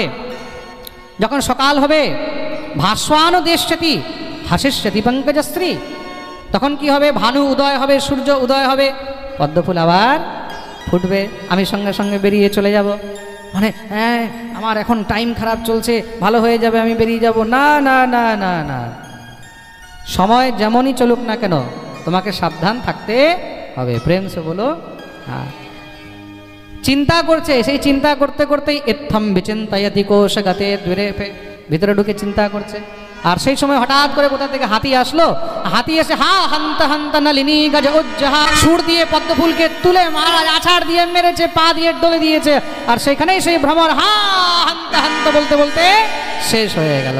মরে গেলাম, মরে গেলাম, মরে গেলাম। তদ্রূপ এই সংসারে যখন তুমি কোনো একটি জিনিসের প্রতি আসক্ত হয়ে যাবে, তখন কি হবে, আস্তে আস্তে তোমাকে সেই আসক্তি কিন্তু শেষ করে দেবে। তার জন্য সাধককে আসক্ত কখনো হতে নেই, যেখানে যতটুক পেলে ততটুক নিয়ে নিলে। তার জন্য সাধুকে মাধুকরী ভিক্ষা করা উচিত। কি করা উচিত? জোরে বলো, মাধুকরী। যেখানে যতটা পেলে ততটাই গ্রহণ করবে। আমাদের ব্রজে বলে না মাধুকরী প্রসাদ, আপনাদের সবার জন্য এখন মাধুকরী প্রসাদের ব্যবস্থা আছে। এখান থেকে যাওয়ার সময় সবাই কিন্তু প্রসাদ নিয়ে যাবেন। আজকে খুব ভালো প্রসাদ আছে, একদম ফ্রাইড রাইস, আলু দম। প্রেম সে বলো। সবার জন্য প্রসাদের ব্যবস্থা আছে। বাইরে কাউন্টারে আমি লাগিয়ে দিতে বলেছি, আমি বলেছি কাউন্টারে লাগিয়ে দেবে, তাতে যারা যারা দূরের ভক্ত তারা যখন যাবে, যাওয়ার সময় যেন প্রসাদ নিয়ে যায়। সবার জন্য প্রসাদের ব্যবস্থা আছে, মনে রাখবেন, প্রসাদ সবাই নিয়ে যাবে। তা এখানে ভ্রমরের কাছে শিখলেন, খুব মন দিয়ে শুনবে, কি মাধুকরী বৃত্তি। যেখান থেকে তুমি যা পেলে সেটাকেই সঙ্গে সঙ্গে নিয়ে বেরিয়ে যাও, কোনো এক জায়গায় আসক্ত থাকতে নেই। সাধককে এক ঘরের আশায় থাকতে নেই, এক ঘরে বারবার ভিক্ষা করতে নেই, এক গৃহের থেকে বারবার কিছু নিতে নেই। তাহলে কি হবে, তুমি যখন মরবে তার ঘরের কুকুর হয়ে জন্মগ্রহণ করতে, ঋণ হয়ে যাবে, তার কি হবে, ঋণ হয়ে যাবে। প্রেম সে বলো। 13 নম্বর গুরু বানালেন মৌমাছিকে। কাকে গুরু বানিয়েছেন? মৌমাছিকে। খুব মন দিয়ে শুনবে। মৌমাছির কাছে কি শিখলেন? সায়ন্তনম সন্তনম বা ন সংগৃহীত ভিক্ষিতম পাণি পাত্রোদরামত্র মক্ষিকে ন সংগ্রহী। মৌমাছির কাছে শিখলেন যে কখনো সংগ্রহ করতে নেই। জীবনে তুমি যতই সঞ্চয় করো, যতই সংগ্রহ করো, মৌমাছি কি করে, মধু সংগ্রহ করে, মধু সংগ্রহ করে মধুর বাসা বানায়, কিন্তু নিজে কখনো মধু উপভোগ করতে পারে? তাহলে কি হয়, সঞ্চয় সে করে আর উপভোগ অন্যরা করে। শিকারি আসে, চাক ভেঙে নেয়, আর সঞ্চয় করে সেই মৌমাছি সেই মধুর মধ্যেই মরে যায়। আর মধু পান করে কারা? বাকিরা। তদ্রূপ এই সংসারে যে নিজের উদর পূর্তি থেকে বেশি, ভ্রমরও মধু পান করে। খুব মন দিয়ে শুনবেন। ভ্রমর কি করে? মধু পান করে, কিন্তু মধু সঞ্চয় করে না। আর মৌমাছি কি করে? সেও মধু পান করে, কিন্তু সে কি করে? মধুকে সঞ্চয় করে। সঞ্চয় করে করে করে করে জমাচ্ছে, নিজে উপভোগ করতে পারলো না, শেষ হয়ে গেল, অন্য কেউ উপভোগ করে নিল। তাই তো তুমি জমাচ্ছ, খাবে কে? বলে ছেলে খাবে, নাতি খাবে। ছেলেও নেই, নাতিও নেই, তখন কি হবে? বলে রে পরিবারের লোক খাবে, রিলেটিভ খাবে। আর কেউ না হলে তখন মহারাজ কেউ তখন তোমার সঙ্গে ঠকবাজি করবে, চালবাজি করবে। মুখের কাছে পয়সা আছে, তোমার কাছ থেকে কি করে বের করবে? চারদিক থেকে সবাই তখন কি করবে? তোমার সেই সঞ্চিত বস্তুকে লুটে নেওয়ার জন্য পাগল হয়ে যাবে। তার জন্য জীবনে তুমি যা সঞ্চয় করছো সেটাকে উপভোগ করো, কাজে লাগাও, সৎ কাজে লাগাও। তো সৎ কাজে কী করে লাগাবে? বলে মৌমাছির কাছে এটাই শিখেছি, সঞ্চয় করে কখনো জমিয়ে রাখবে না, সেটাকে সৎ কাজে লাগাও। দান করো, ধর্ম করো, তীর্থযাত্রা করো, পয়সা কামিয়েছো তীর্থে চলে যাও, তীর্থে গিয়ে সেখানে তীর্থ দর্শন করো। আজ কাশী গেলে কিছুদিন পরে হরিদ্বার চলে যাও, কিছুদিন পরে ঋষিকেশ চলে যাও, কোনো সময় চারধাম চলে যাও, কখনো রামেশ্বরম চলে যাও, দ্বারকা চলে যাও, কখনো শ্রীশৈলম চলে যাও, কখনো নাগেশ্বর চলে যাও, কত তীর্থ আছে। কখনো বাবা বৈদ্যনাথের দর্শন করে চলে আসো, কখনো কামাখ্যা চলে যাও, বৃন্দাবন চলে যাও, গিরিরাজ গোবর্ধন চলে যাও, হ্যাঁ, বিন্ধ্যাচল চলে যাও, প্রয়াগ চলে যাও, কত তীর্থ আছে, তীর্থ দর্শন করো। আর যেখানে সৎকর্ম হয় সেখানে দান করো, তাহলে কি হবে? তোমার সেই সঞ্চিত বস্তু সৎ কাজে লাগবে। প্রেম সে বলো। 14 নম্বরের গুরু হলো হাতি। 14 নম্বরের গুরু কি? হাতি। হাতি থেকে কি শিখলেন? নাধি গচ্ছেত স্ত্রিয়ম প্রাজ্ঞঃ করহিচিন মৃত্যুমাত্মনঃ বলাধিক্যৈ সহন্যেত গজেরন্যের গজো যথা। সাধককে সবসময় স্ত্রী থেকে সাবধান থাকা উচিত। কেন? যেরকম হাতি হাতিনীর মোহে পড়ে গর্তে পড়ে যায়। শিকারি কি করে? হাতিকে ধরার জন্য একটা কাষ্ঠ হাতিনী বা একটা ঘাস দিয়ে হাতিনী বানিয়ে সেখানে রেখে দেয়, আর হাতি সেই হাতিনীকে দেখে আকর্ষিত হয়ে সঙ্গমের লালসায় সেখানে গিয়ে গর্তে পড়ে যায় আর ফাঁদে পড়ে শেষ হয়ে যায়। তদ্রূপ সাধককে সবসময় স্ত্রী থেকে সাবধান থাকা উচিত। 15 নম্বরের গুরু বানালেন মধু সংগ্রাহককে। কাকে বানালেন? মধু সংগ্রাহক। মধু সংগ্রাহককে ওই যে মৌমাছির যে চাক হয়, সেই চাকে যে মধু আছে, মধুটাকে যারা সংগ্রহ করে তাকে বলা হয়েছে মধু সংগ্রাহক। তার কাছে কি শিখলেন? নদেয়ম নোপভোগ্যম চ লুব্ধের্যদ দুঃখ সঞ্চিতম ভুঙ্ক্তে তদপি তচ্চান মধু হেবার্থ বিন মধু। দেখুন, মৌমাছি সংগ্রহ করেছে, কিন্তু সংগ্রহ করে সেটাকে নিজে ভোগ করতে পারল না। সৃষ্টির নিয়ম দেখুন। আর সেই মৌমাছির সংগ্রহিত সেই মধুকে কে নিয়ে গেল? মধু সংগ্রাহক। আপনি সঞ্চয় করেছেন, আপনার অর্থ, আপনার টাকা, আপনার পয়সা কেউ মেরে নিয়ে চলে গেল। এবার আপনি কি ভাবছেন সে সুখী থাকবে? সে ভোগ করতে পারবে? মধু সংগ্রাহক মধুটাকে কি করলো? চাক ভেঙে নিয়ে চলে আসলো, কিন্তু চাক ভেঙে কি নিজে উপভোগ করতে পারছে? নিজে উপভোগ করতে পারছে না। কি হলো? তাকে সেটাও আবার বিক্রি করে দিতে হচ্ছে। তদ্রূপ আপনি এই সংসারে কার যদি বস্তু কেড়ে নিলেন, কার বস্তু যদি আপনি নিয়ে নিলেন, লুটে নিলেন, ছলে বলে কৌশলে, আপনি এটা মনে করবেন না যে আপনি সেটা উপভোগ করতে পারবেন। আপনিও উপভোগ করতে পারবেন না। যেরকম মধুর সংগ্রাহক ছলে বলে কৌশলে মৌমাছিদেরকে মেরে যেইভাবেই হোক মধুকে নিয়ে চলে আসে, কিন্তু তারপরে নিজেও সেটা ভোগ করতে পারে না, সেটাও তার হাত থেকে বেরিয়ে চলে যায়। তদ্রূপ এই সংসারে আমরা যদি পরের অর্থ, পরের সম্পত্তি ইত্যাদি হরণ করে নিই আর আমরা ভাবি যে আমরা সুখে থাকবো, কখনো থাকতে পারবে না, সেও তোমার হাত থেকে বেরিয়ে যাবে। আর মাঝখানে কি দিয়ে যাবে?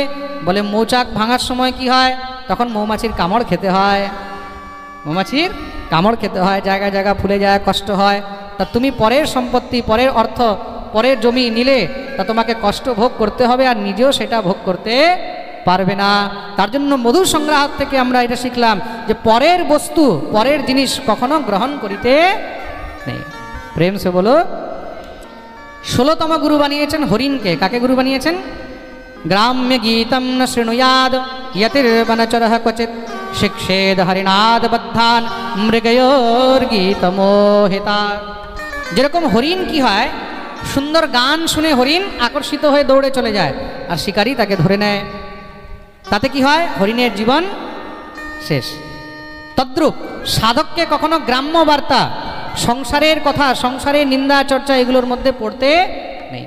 কোথাও যদি সাংসারিক কথা হচ্ছে, বিষয়ের কথা হচ্ছে, সাধককে তখন সেই স্থান ছেড়ে দিয়ে চলে যাওয়া উচিত। অন্যথা কী হবে? হরিণের মতন সেও পাপের চক্করে ফেঁসে যাবে। প্রেম সে বলো। যেইখানে দেখবে, মনে রাখবে, ভক্তদেরকে, বৈষ্ণবদেরকে পরনিন্দা, পরচর্চা থেকে সবসময় দূরে থাকা উচিত। গ্রাম্য বার্তা, গ্রাম্য চর্চা এগুলো থেকে দূরে থাকা উচিত। 17 নম্বর গুরু বানালেন মৎস্যকে। কাকে বানিয়েছেন? মৎস্যের থেকে কি শিখলেন? जिह्वयाति प्रमाथिन्या जनो रस विमोहितः मृत्युमुच्छ्रित्य सद्बुद्धिर मीनस्तु बड़िशैर यथा। মৎস্য নিজের জিহ্বার লালসার জন্য নিজের প্রাণ হারিয়ে ফেলে। মাছকে কি করে একটুখানি খাবার দিয়ে হ্যাঁ ধরে নেয়, ফাঁসিয়ে দেয়। তদ্রূপ আমরা নিজের জিহ্বার লালসার জন্য কিন্তু নিজের সর্বস্ব নষ্ট করে দিচ্ছি, তাই তো? শুধুমাত্র জিহ্বার লালসার জন্য আমরা জিহ্বার লালসার জন্য কি করছি? জীব হত্যা করছি। কার মাথা কেটে খাচ্ছি, কার হাত কেটে খাচ্ছি, পা কেটে খাচ্ছি, শরীরটাকে কেটে কেটে খণ্ড খণ্ড করে খাচ্ছি। তাতে কি হচ্ছে? তাতে আমরা দিনরাত শুধু পাপ অর্জন করেই যাচ্ছি। আর পাপ নয়, নিজের শরীরের জন্য রোগ ব্যাধিও নিয়ে যাচ্ছে। আপনি যেই মাংসটা খাচ্ছেন, আপনি যেই জীবের মাংস খেলেন, আপনি জানেন সেই জীবের মধ্যে কি কি রোগ ব্যাধি আছে কি নেই? জানেন কি? সেই জীব সে যে কোন সংক্রামক রোগ নিয়ে আছে, তার মধ্যে ক্যান্সার আছে। মনে রাখবেন, শুধু মানুষের এইচআইভি হয় না, পশু পাখিরও এইচআইভি হয়। মানুষের ক্যান্সার হয় না, পশু পাখিরও ক্যান্সার হয়। তা আপনি যেটা খাচ্ছেন তার মধ্যে যে সেই রোগ ব্যাধি নাই, তার কোনো গ্যারান্টি আছে? তা আপনি কি করলেন? তার সঙ্গে নিজের শরীরের মধ্যে তার রোগটাকেও নিয়ে আসলেন। প্রেম সে বলো, তার রোগটাকেও নিয়ে আসলেন। কিন্তু খুব মন দিয়ে শুনবে। কিন্তু তার জন্য এখানে মৎস্য থেকে শিখলাম নিজের জিহ্বাকে কন্ট্রোল করতে হবে, নিজের রসনাকে কন্ট্রোল করতে হবে, না হলে কি হবে? শেষ হয়ে যাবে। আজকে কিছু ভক্তরা এসছে, মহারাজজি আমরা দীক্ষা নেব। অনেকেই দীক্ষা দিলাম এবার রানাঘাটে। তো আমি সবাইকে প্রথম কথাই বলি যে মাছ মাংস ত্যাগ করতে হবে। তুমি যদি নিজের জিহ্বার উপরে কন্ট্রোল করতে পারলে না, তাহলে মনে রাখবে তোমার দীক্ষা নিয়েও কোনো লাভ। প্রেম সে বলো, আমার জীবনে যদি পরিবর্তনই না হলো, তুমি দীক্ষাও নেবে, গলায় মালাও পরবে, মাথায় তিলকও করবে, আদিকে তুমি জীব হত্যা করবে, এটা ঠিক নয়। আর তুলসীর মালা পরে কখনো মাছ মাংস স্বপ্নেও খাওয়া উচিত নয়। আপনি ভাবছেন তুলসীর মালা পরে আমি মাছ মাংস খেতে, অনেক লোক খাচ্ছে। সহজিয়ারা তো এই কাজই করে। যারা সহজিয়া তারা তো তুলসীর মালাও পরে আর মাছও খায়, আর নিজে তো খায়, আবার ভগবানকেও ভোগ লাগায়। এখন তুমি কি বলবে? তা এইসব করা থেকে না করাই বেশি। কি দরকার আছে তুলসী মালা পরার? কি দরকার আছে তিলক করার? তুলসী মালা পরেছো, তিলক করেছো, তাহলে ত্যাগ করো। तुलसी दो न रह सके हैं रवि रजनी एक ठान, जहाँ काम तहाँ राम नहीं, जहाँ राम तहाँ नहीं काम। একসঙ্গে দুটি বস্তু কখনো এক জায়গায় থাকতে পারে না। সৎকর্ম করলে অসৎকর্ম ত্যাগ করতে হবে, অসৎকর্ম করলে সৎকর্মে তুমি ঢুকতে পারবে না। তুমি ভাবছো যে আমি এই তোমরা পর্চির উপরে পর্চি দিয়েই যাচ্ছ দেখছি, হ্যাঁ? এখানে আগামী বছর 7 দিন পাঠ পিউর অনুরোধ। ওরে বাপ,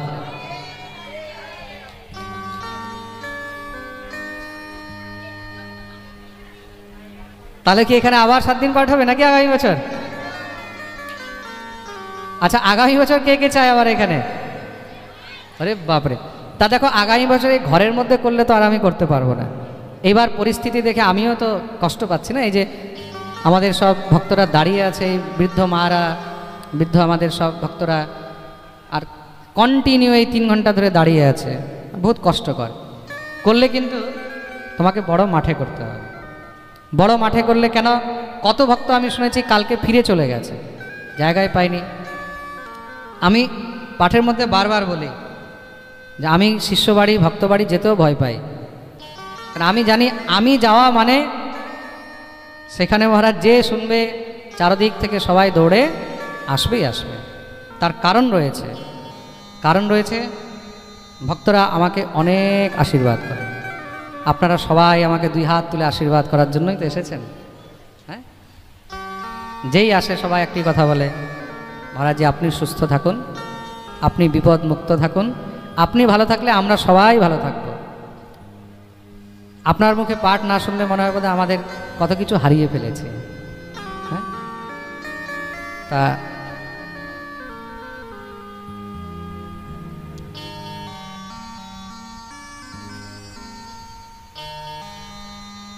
प्रेम से बोलो राधे राधे।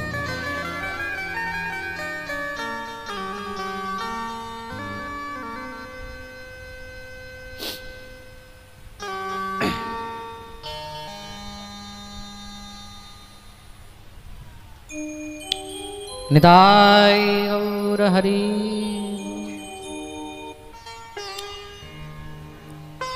রাধারানীর কাছে প্রার্থনা করবেন জীবনভর যেন এইভাবে আপনাদের সবাইকে আমি হরিকথা শুনিয়ে যেতে পারি অন্তিম শ্বাস পর্যন্ত। আমারও আর কোনো অভিলাষা নেই, আর কোনো আশা নেই।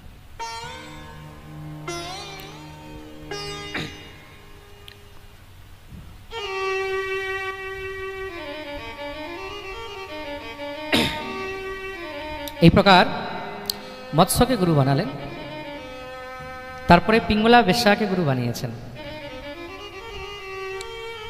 রাধারানী কৃপা করলে এখানে 7 দিনের পাঠও আমরা অবশ্যই শ্রবণ করব। প্রেম সে বলো, বলো না আরো জোরে, সবাই দোনো হাত তুলে। যারা পিছনে আছে জয় জয় শ্রী রাধা। 18তম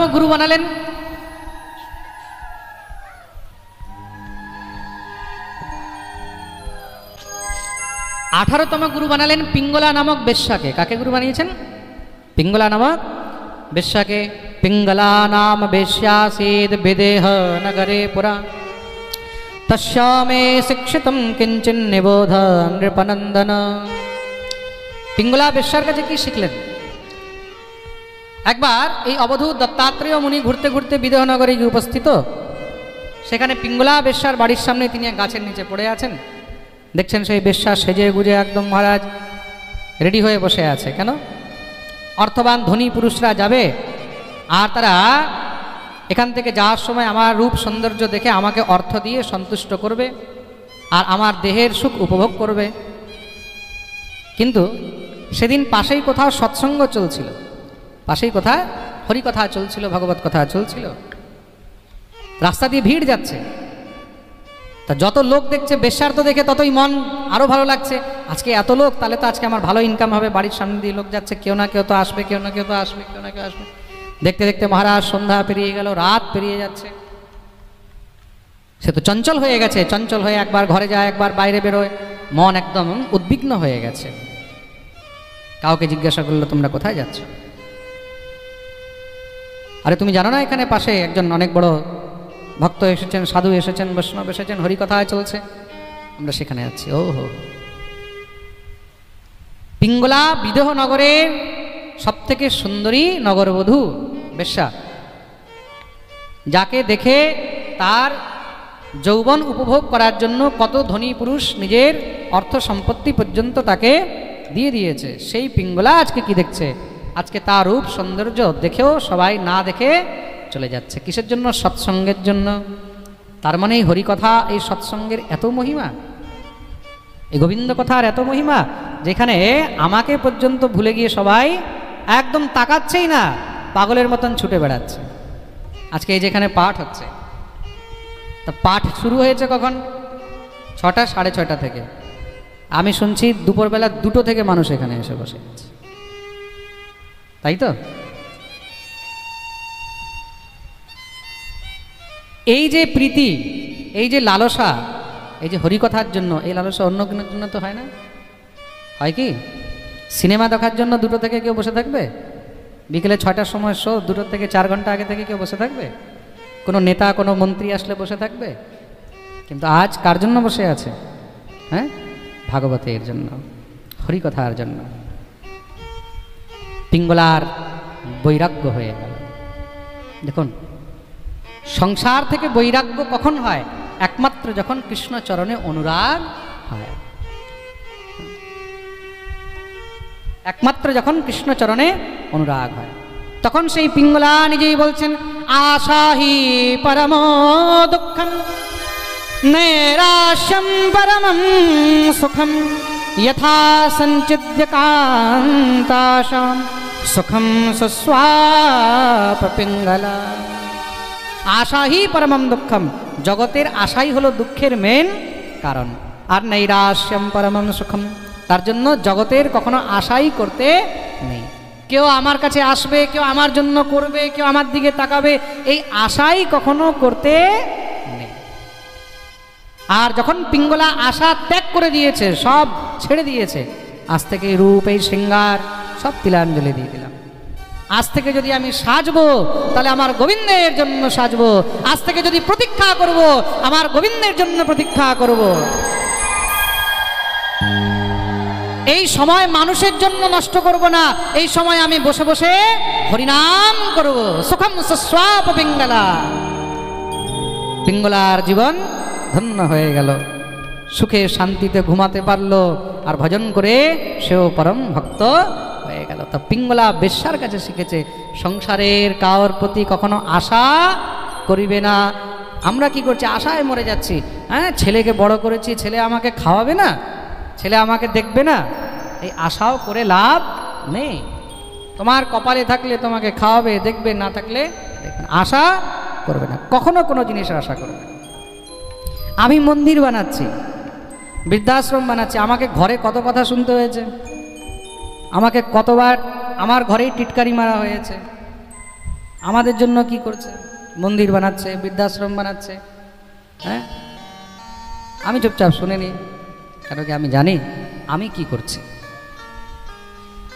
একদিন এই সংসারের মধ্যে আমিও থাকবো না, আমার ঘর পরিবারের লোকও থাকবে না, কিন্তু এই ঠাকুরের মন্দির থেকে যাবে, বৃদ্ধাশ্রম থেকে যাবে। আমার পরেও শত শত বছর সবাই এটা তো বলবে যে মহারাজজি জীবনে একটা মন্দির বানিয়ে গেছেন, বৃদ্ধাশ্রম বানিয়ে। আমি যদি চাই আমি গাড়ি কিনতে পারতাম ফার্স্ট ক্লাস, সব পাঠকরাই তো গাড়ি কিনে 30-40 লাখ, 1 কোটি টাকা গাড়ি কিনে ঘুরছে। আমি কি কিনতে পারি না? আমার কি ইচ্ছা হয় না? আমারও তো ইচ্ছা হয় আমি একটা ভালো গাড়ি কিনে ঘুরি, কিন্তু কোনো সময় আমি মনে এই জিনিস আনিনি। ভগবান যখন করবে করবে, যতদিন সামর্থ্য আছে কিছু ভালো কাজ করে যায়, এটা চিরস্মৃতি হয়ে থাকবে। তুমি পরিবারের জন্য যদি প্রাণও দিয়ে দাও না, তবুও তারা এটাই বলবে যে আমার জন্য তুমি কি করেছো। লিখে রেখে নাও আজকে সবাই একদম ভালো করে খাতা কলমে, আর মিলিয়ে নেবে জীবনের মধ্যে। তুমি যার জন্য যত কিছু করবে সেই তোমাকে বলবে তুমি আমার জন্য কিছুই করো। প্রেম সে বলো, তার জন্য যা কিছু করার ভগবানের জন্য করো, সমাজের জন্য করো। প্রেম সে বলো। তা সুখম সুস্বাপ পিঙ্গলা, পিঙ্গলার কাছে এটা শিখলাম, জগতের আশা করে কোনো লাভ নেই। তৎপশ্চাৎ 19 নম্বর গুরু বানিয়েছেন কাকে? কুরর পক্ষীকে। কুরর পাখি, যেটাকে আমরা চিল পাখি বলি। একটা চিল পাখি মাংসের টুকরো নিয়ে উড়েছে, তার পিছনে 50টা চিল একদম ধাবা দিয়েছে। কিসের জন্য? ওই মাংসের টুকরোটাকে পাওয়ার জন্য। সে কষ্ট করে একটা মাংসের টুকরো নিয়ে এসেছে, আর সেটাকে যে খেতে পারছে না, আরও 50 জন তার উপরে ঝাপটাচ্ছে, এটা আমি নেব, আমি নেব, আমি নেব। সেই চিল পাখি তো তখন কষ্টে লাফাচ্ছে, তখন সে কি করলো? তাড়াতাড়ি করে মাংসের টুকরোটাকে ফেলে দিল। যখনই ফেলেছে বাকি সব তার থেকে দূরে সরে গেছে। তদ্রূপ তুমি যতক্ষণ পর্যন্ত সংগ্রহ করে রাখবে তোমার পিছনে সবাই থাকবে, আর যখন তুমি ছেড়ে দেবে সবাই তোমাকে ছেড়ে দেবে, তুমিও মুক্ত হয়ে যাবে। ত্যাগ কি শিখেছে? ত্যাগ। 20 নম্বরের গুরু বানিয়েছেন কাকে? কুমারী কন্যাকে। এক কুমারী কন্যা, তাকে দেখার জন্য কিছু লোক এসেছে, মানে ছেলের ঘরের লোক এসেছে। ঘরে কেউ নেই, তা তাদেরকে রন্ধন করে কি দেবে? তাড়াতাড়ি করে গেছে, ঘরের মধ্যে চাল নেই, ধান কুটা আরম্ভ করেছে, হাতে চুড়ি ছিল, চুড়িগুলো খন খন খন খন করে আওয়াজ করছে। ভাবলো যদি বুঝতে পারে এর ঘরে তো চালও নেই, তাহলে আমার মা বাবার সম্মান নষ্ট হবে। তাড়াতাড়ি করে হাতের থেকে 4টা চুড়ি খুলে রেখে দিয়েছে, এখনও দুটো আছে, এখনও খন খন খন খন করছে। আবার তার থেকে একটা চুড়ি খুলে দিয়েছে। যখন মাত্র একটা চুড়ি রয়েছে, দিব্য আনন্দে ধান কুটে তাদেরকে গিয়ে রন্ধন করে অর্পণ করলো, কোনো আওয়াজ হয়নি। তদ্রূপ সাধককে সবসময় একাই থাকা উচিত। 10 জনের সঙ্গে থাকবে তাহলে কিছু না কিছু খটপট হতেই থাকবে। প্রেম সে বলো। 4টা বাসন এক জায়গায় থাকলে আওয়াজ হবেই হবে। তা তুমি 4 জনের সঙ্গে যখন থাকবে তখন কিছু না কিছু খটপট হবেই হবে। তুমি ভাববে সংসারে সবার সঙ্গে থেকে আমি শান্তিতে থাকবো, এটা সম্ভব নয়। প্রেম সে বলো। 21 নম্বরের গুরু বানিয়েছেন বাণ নির্মাতা। কাকে? বাণ নির্মাতা, যিনি বাণ তৈরি করে। একজন বাণ নির্মাতা বাণ তৈরি করছে, এদিক দিয়ে রাজা বিশাল বড় দলবল নিয়ে বেরোচ্ছে, বড় বড় ঢোল নাগাড়া বাজছে, কিন্তু সে ফিরেও তাকাচ্ছে না। কেন? তার দৃষ্টি শুধু সেদিকে রয়েছে, বাণটাকে পিটাচ্ছে, ঠিক করছে। কেন? বাণের যেন ধার কোনো দিক দিয়ে কোনো কম না, একটু যদি এদিক ওদিক মন চলে যায় তাহলে তো নষ্ট হয়ে যায়।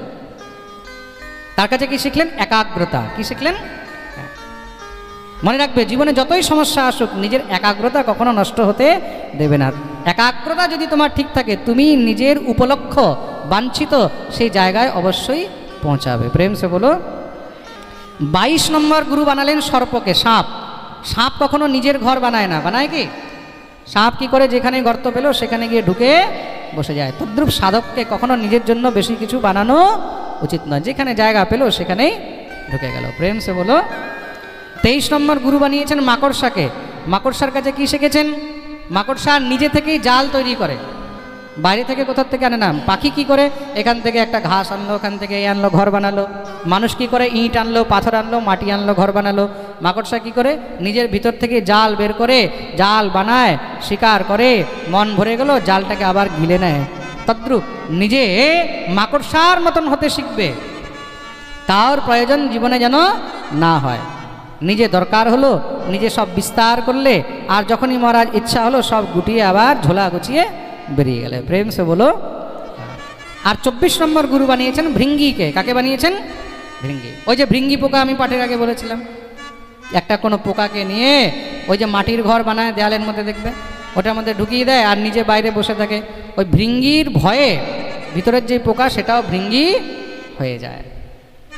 তাই এখানে ভৃঙ্গি পোকা থেকে শিখলেন কি? শিখলেন জীবনে কারোর কাছে ভয় পেতে নেই। আর যদি চিন্তন করো, ভয় কার চিন্তন করে? ভৃঙ্গির চিন্তন করে। তা ভৃঙ্গির চিন্তন করতে করতে সেই পোকা কি হয়ে যায়? ভৃঙ্গি হয়ে যায়। তদ্রূপ যদি চিন্তন করতে হয় জীবনে, তাহলে একমাত্র গোবিন্দের পাদপদ্মের চিন্তন করো। তাহলে কি হবে? ব্রহ্মবিদ ব্রহ্মৈব ভবতি। তার চরণের চিন্তন করতে করতে তুমি একদিন তার চরণে নিশ্চয়ই পৌঁছে যাবে। বলিয়ে ভক্তবৎসল ভগবান কি। আর ভগবান দত্তাত্রেয় বললেন, রাজন, এই 24 গুরুর পরে সব থেকে বড় আমি গুরু কাকে বানালাম? আমার এই শরীরকে। দেহ গুরুর মম বিরক্তি বিবেক হেতু বিভ্রৎস্ম সত্ত্ব নিধনম সততার্থ্যুদর্কম তত্ত্বান্যনেন বিমৃশামি যথা তথাপি পারক্যমিত্যবসিতো বিচরাম্য সঙ্গঃ। এই শরীর হলো সব থেকে গুরু, মনে থাকবে। এদম শরীরম মম দুর্বিভাব্যম। এই শরীর থেকে বড় আর গুরু কিছু নেই। এই শরীর থেকেই আমরা অনেক কিছু শিখতে পারছি, অনেক কিছু আমরা এই শরীর থেকে শিখছি। কোনটা দেখা উচিত, কোনটা দেখা উচিত নয়, কোনটা শোনা উচিত, কোনটা শোনা উচিত নয়, কোনটা বলা উচিত, কোনটা বলা উচিত নয়, কোনটা খাওয়া উচিত, কোনটা খাওয়া উচিত নয়। কিন্তু মনুষ্য বিবেকবান হয়েও বিবেকহীন হয়ে যায়। গরু, ছাগল, পশু পক্ষী তাদেরও বিবেক রয়েছে। গরু সে জানে আমাকে কি খেতে হবে, কি খেতে নেই। গরুর সামনে তুমি মাংস দাও, খাবে? খাবে কি? কেন? সে জানে আমার শরীরের সংরচনা কিসের মতন? আমার শরীরের সংরচনা হলো শাকাহারীর মতন। কি খাবো? শাকাহার, শাক সবজি, তাই তো, খড় টড় এইসব জিনিস। তার সামনে তুমি যতই অন্যান্য জিনিস দাও, সে সেগুলো গ্রহণ করবে না। শরীর থেকে দেখো শিক্ষা নেওয়ার জিনিস, শিক্ষা নেওয়ার জিনিস তো। আর সিংহের সামনে তুমি ঘাস দাও, ঘাস খাবে? কেন? তার প্রকৃতি রয়েছে, ভগবান তাকে সেইভাবেই বানিয়েছে। ছাগল, তুমি ছাগলের সামনে দাও, ছাগল ঘাস খাবে। তার সামনে মাছ দাও, মাছ তো খাবে না। সিংহের সামনে দাও তো সিংহ খাবে, কেন? তার খাদ্য এটা, ভগবান তাকে সেইভাবে বানিয়েছে। তা আমাদের শরীর কিসের জন্য তৈরি সেটা আমরা নিজেও বুঝতে পারছি না। সিংহ দেখবে জল পান করে, কিভাবে করে? ঠোঁট দিয়ে করে না জিভ দিয়ে করে? হ্যাঁ, জিভ দিয়ে পান করে। এটাতেই বোঝা যায় সে আমিষভোজী, সে মাংসাহারী জীব। আর গরু কি করে? গরু জিভ দিয়ে জল খায়, ঠোঁট দিয়ে খায়। হরিণ কি দিয়ে জল খায়? ঠোঁট দিয়ে খায়। তার মানে সহজেই বোঝা যাচ্ছে যে তারা শাকাহারী জীব। প্রেম সে বলো। আপনি কি দিয়ে জল খান? জোরে বলুন। হ্যাঁ, এবার বলছে না। কি দিয়ে জল খান? ঠোঁট দিয়ে। তা ঠোঁট দিয়ে আমরা জল খাই, তার মানে আমরা কি শাকাহারী না মাংসাহারী? তাহলে আমাদেরকে কি খাওয়া উচিত? হ্যাঁ, শাক সবজি অন্ন ডাল শাকাহার খাওয়া উচিত। তা আমরা কি করছি? উল্টো কাজ করছি, নিজের শরীরের বিরুদ্ধে আমরা কাজ করছি, তার জন্য রোগ ব্যাধি কষ্ট এগুলো ভোগ করতে থাকছি। প্রেম সে বলো। এই প্রকার মহারাজ যদুকে স্বয়ং দত্তাত্রেয় ভগবান অবধূত ভগবান 24 গুরুর উপাখ্যান বর্ণন শ্রবণ করালেন। যেই জীব এই 24 গুরুর উপাখ্যান বর্ণন শ্রবণ করে শ্রী সুখদেব প্রভু বলছেন তার জীবনের সমস্ত সব পাপ নাশ হয়ে যায়। শুধু তাই নয়, জীবনের মধ্যে যখন যখন কোনো সংশয় কোনো সংকট যেই কোনো সমস্যার মধ্যে পড়বে তখন এই 24 গুরুর বর্ণন সবসময় অধ্যয়ন করবে আর এই বর্ণন শ্রবণ করবে, তাহলে সমস্ত সব চিন্তা থেকে তুমি মুক্ত হয়ে যাবে। তোমাকে এই প্রসঙ্গ এই 24 গুরু বর্ণন সমস্ত সব রাস্তা দেখিয়ে দেবে। বলিয়ে ভক্তবৎসল ভগবান কি। এটাকে অবধূত গীতা বলা হয়েছে। কি বলা হয়েছে? জোরে বলো, খুব মন দিয়ে শুনবে। গীতাও তো অনেকগুলো আছে। শ্রীমদ্ ভগবদ গীতা, শ্রীমদ্ ভগবদ গীতা, তারপরে আছে গর্ভগীতা, তারপরে আছে গোকর্ণ গীতা। কি আছে? গোকর্ণ গীতা। আর এটা হলো অবধূত গীতা। কি বলা হয়েছে? অবধূত বচঃ শ্রুত্বা পূর্বেশাম নঃ সপূর্বজঃ সর্বসঙ্গ বিনির্মুক্তঃ সমচিত্তো বভূবঃ। এটাকে অবধূত গীতা বলা হয়েছে। তার জন্য ওই যে উনি বললেন অবধূত শব্দের অর্থ আমি কালকের পাঠে বলেছিলাম। আপনি ছিলেন? কালকে ছিলেন না? তা কালকের পাঠ লাইভ শুনতে হবে। এখন একটা জিনিস ডাবল বলতে হবে, নলে কালকে আমি প্রথম শুরুই করেছি অবধূত দিয়ে, তাই তো অবধূত কাকে বলে বলেছিলাম না কালকে পাঠে। প্রেম সে বলো। তো অবধূত গীতা নিত্য পাঠ করবেন, শ্রবণ করবেন, সমস্ত সব রাস্তা আপনাকে দেখিয়ে দেবে। বলিয়ে ভক্তবৎসল ভগবান কি। আর এই প্রকার এই দিব্য শ্রীমদ্ ভাগবতের মধ্যে এই অবধূত উপাখ্যান আমরা এই 2 দিবসব্যাপী ভাগবতীয় কথার মধ্যে শ্রবণ করলাম। তার সঙ্গেই এই দিব্য হরিকথামৃতকে আমরা আজ এখানেই বিশ্রাম দেব।